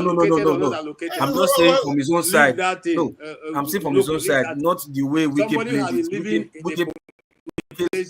Whatever was very wrong. For 40 years, you wake up and say, even in law, possession is 99%. Go and ask the lawyers. I know you're saying my point. I'm just saying it wasn't involved. And the Igbos have a proverb: once somebody is on the land, it is eventually becomes your own by whatever means. You give the person time to finish whatever I put there and move out. If a native man can get that kind of law for his own people, what more of you who profess to be a government and you have a rule by which you play? Because the rule of law simply means that nobody is above the law. But if you have a minister in the FCT who's above the Nigerian constitution, who can do and undo, and who can tell you if the heaven will lie, let it come down, because already there's no need for us to pray and fast anymore because the heaven would have come down. You are talking to subjects who elected you to or rather who brought the person who gave you that position You are talking to them as if you. I mean, who are you? So Okay, KJ, now, what now exactly at is some your point, point, He though? said let you me said conclude. No, you I made cannot take quite away. a lot of Hold on, let me analogies. conclude. So Okay, try to in this conclude quickly. instance, We don't have a lot of time. where is the patriotism that you are going to expect my son to exhibit after he has seen how they treated those who have come to the national patriotic people? Okay, these are Yes. people who are using their money to sponsor Nigerian teams to go and play abroad. What have you given them? Have you even given them national honor as you are giving all these tips in the National Assembly who are wearing it up and down? The thing is, if you want your people to be patriotic, you also exhibit patriotism when you see somebody displaying it. You don't Thank you. exhibit it. You give these titles and the money to thieves, and you expect that me, I will come now lay my life for you to continue to steal my children and my grandchildren's own. I will not do that. Simple. Um, I think we are being selective about Let what me we say something remember. What is first, please. selective Like here? no, because you mentioned all those things that Nigeria didn't do. Like in the UK now, I can remember a case of Turing that helped Oh them my win a God. war, literally win a war. They had No. decoded the Enigma code that enabled them to decipher the German communication. What did they do to him? He died being this thing injected this thing because they said he was sick as a homosexual and all the rest. So you Father, can pick up cases where nations have failed their own people, but it Father, still can we doesn't say mean you turn something? against Can your we say nation. you are hosting this program? Can we say something and leave the Please, stage please, for okay, you? okay, let me moderate, please. Okay. You are moderating, but you are AY, taking over the stage. let me Let's say moderate. something and I'm everybody walk responding away. to his statement. Come on, It's just allow me time. The time moderate. you are telling us time. If you want to say something, you are free to let say something. I'm not stopping you. can I say so? AY, go Okay, ahead. AY, go okay. ahead. What KJ was saying, right? Actually, these are societal problem. These are problem we have. So basically, even if you divide the country to pieces, we'll have this type of problem. But here, I need to come in when it comes to nation building. You see, I personally feel Rudolph is here today. Somebody like Rudolph, without giving me a lot of credit, if you have somebody like Rudolph in a country who will be able to build a country, you know why? Even when you watch all his moderators, I mean, it's Igbo. How many of them are Igbo? On this platform, people have come here to say, oh, this is Igbo platform, live here. Rudolph will come and say, no, this is not Igbo platform. That is leadership. The reason why non-Igbo, you see them on this platform, let me speak for myself, me particularly, is because what I feel Rudolph stands for. If you have a president that will look at the country, will not discriminate, you are Igbo, you are Hausa, you are Yoruba, you are Kanuri, that is how to build a nation. Rudolph is not telling you, it's not Igbo. No, he recognizes Igbo. Sure, it's not telling you it's not Yoruba, it's Yoruba, but we can build a country without dividing ourselves across this line. We need to think above board. It's not helping us. When you go to some platform, what you see is, is just too tribal. Masca is able to come to this. So we need to understand this issue. We are not saying you are not from a particular tribe, but we can work together and build a place that will be peaceful for everybody. I blame the leadership of Nigeria today because, you look at just my child. You can't build a country that way. I agree with everybody on that. But in building a country, look for competence, look for how we can work together to develop the country across board that will be beneficial to everybody. Thank you. All right. Let me just speak quickly. Can I say something? And it's just a quick thing. You know, I go quick. Just quick. Go ahead. I want to say to the nation building thing, and I want to go back to what Righteous Man said before I came on the platform. I have noticed over the past couple of years, there's been a lot of missed opportunities for, as we say in the States, for Nigerians to show out. So, for example, there was a whole Olympics, not one gold medal came back, not one medal came back. There was a Miss, I don't know, world universe competition where the young lady was surpassed by some other person, and she missed the opportunity in South Africa. That's Adechina, right? Chidima. And so what I'm saying is that I think that, and I'm gonna tell you this as a person who my father is a Jamaican, and I will say that Jamaica is a rough country now. It's very, I would tell you, I'm more comfortable in Lagos than I am in Kingston. It's easier to walk around the street. It's way dangerous in Jamaica. But there is a pride in winning. There's a pride in bringing home a gold medal. There's a pride in having a Miss America. We've had one of those in Jamaica. There's a pride of having the best music. There's a pride of having good food and culture that people can, at least if the government is not bolstering the people, that other people can be inside of Nigeria. Because I see them every day. I'm around Indian women and Lebanese women at the Pilates studio every day here in Nigeria. And they love this place. Why? Because they see the best of this place. So what I'm saying is that I agree with Righteous Man wholeheartedly. Become excellent. And that was my point. Become excellent. Be the best. Get the medal. Bring it home. And then you can show out. Then Nigeria can be a place. Black Beauty, how do you bring the medal home when you don't have what to train with? You're making it look. You see how he's No, I'm not criticizing. I'm not criticizing. I'm saying what you're saying. I understand why people don't feel that patriotism. Because there needs to be more.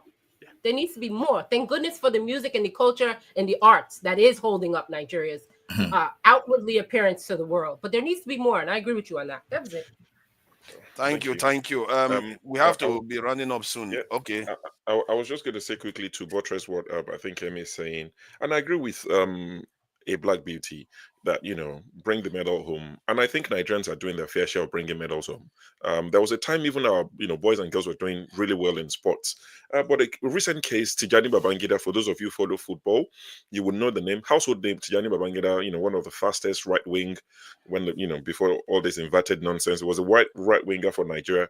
Terrible accident, lost his wife, lost his child, lost his elder brother, and all the rest of it. Accident happened in Nigeria. He was involved as well. Guess who saved him? Ajax, AJAX football club, because he played in Ajax when he was young. They are the ones who sent for him when they heard about his accident. He's back in Netherlands. He did an extensive interview, spoke in fluent Dutch. They are the ones who brought him home, quote and unquote, because he played for them in the mid-90s. Exactly. Accident happened in Nigeria. So when young people see that today, what message does it send? Nigerians are willing. They would meet the government halfway. But we have a government that is hell-bent. And forefathers, you know this very well. They are not out to defend. They are not out for us. You see it all the times. They're saboteurs. They're not for us. So you can understand that when people don't look at it holistically and see the geopolitics, when they just look at it as a Nigerian issue, then they back at the government. Of course, we know who's pulling the strings, but not everybody has that information or knowledge that you have. So a lot of people will just see it as Tinubu hates us, and I hate him too. We don't see the external force at play. But it's a bigger issue. And I think we can't get tired of educating the people and letting them see the bigger picture of what's at play. We need nationalistic leaders across Africa. Because if a Tinubu comes up and says, I'm going to go against them, they'll crush him. But I think we need a nucleus of African leaders, 5, 6, 10 across Africa that can work together. But do you think Tinubu will work with these young generals across Mali, Burkina Faso? Do you think he will work with them? He would not. So this is the problem. How can Tijani Babangida have an accident and it is the Netherlands that are treating him? And on a lighter note, when we talk about tribe and everything, and I know Emi said it was very serious about that, you are afraid that you'll be consumed. Is it because you're going to be called a Godomi Godo? Is that your fear, that you just become something Godomi Godo? I don't know why KJ is laughing. KJ is laughing. I think that's the big, because if you look at it, AY doesn't like that conversation. Forefathers doesn't like that conversation. No. They're from the Cardinal South, because I was being taught.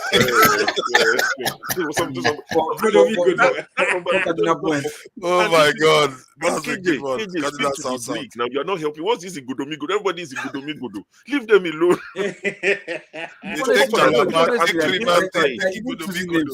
Maybe your next segment after this. Maybe you can answer the question. Not now, because people want to speak and run. I think our time is up. Yes, given the opportunity, if you could go back in time, 120 years before Nigeria, knowing what you know with the benefit of hindsight, would you put Nigeria together the way they've put us together? Thank you, and thank you all for coming. You know, this is we don't want to encourage KJ. Thank you all for coming. Till next time, we'll see you all. Bye.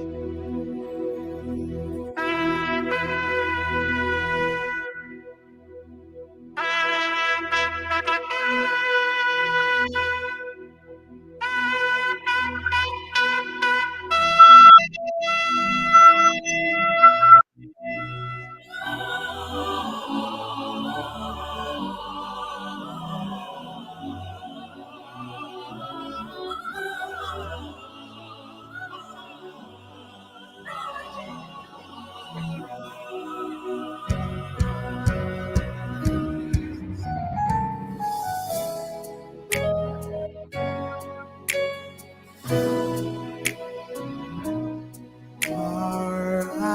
fellow compatriots,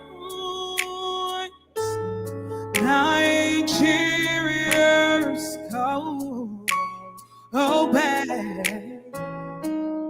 to serve our fatherland in love and strength and faith. The labor our heroes past shall never be in vain. To serve with heart and mind, one nation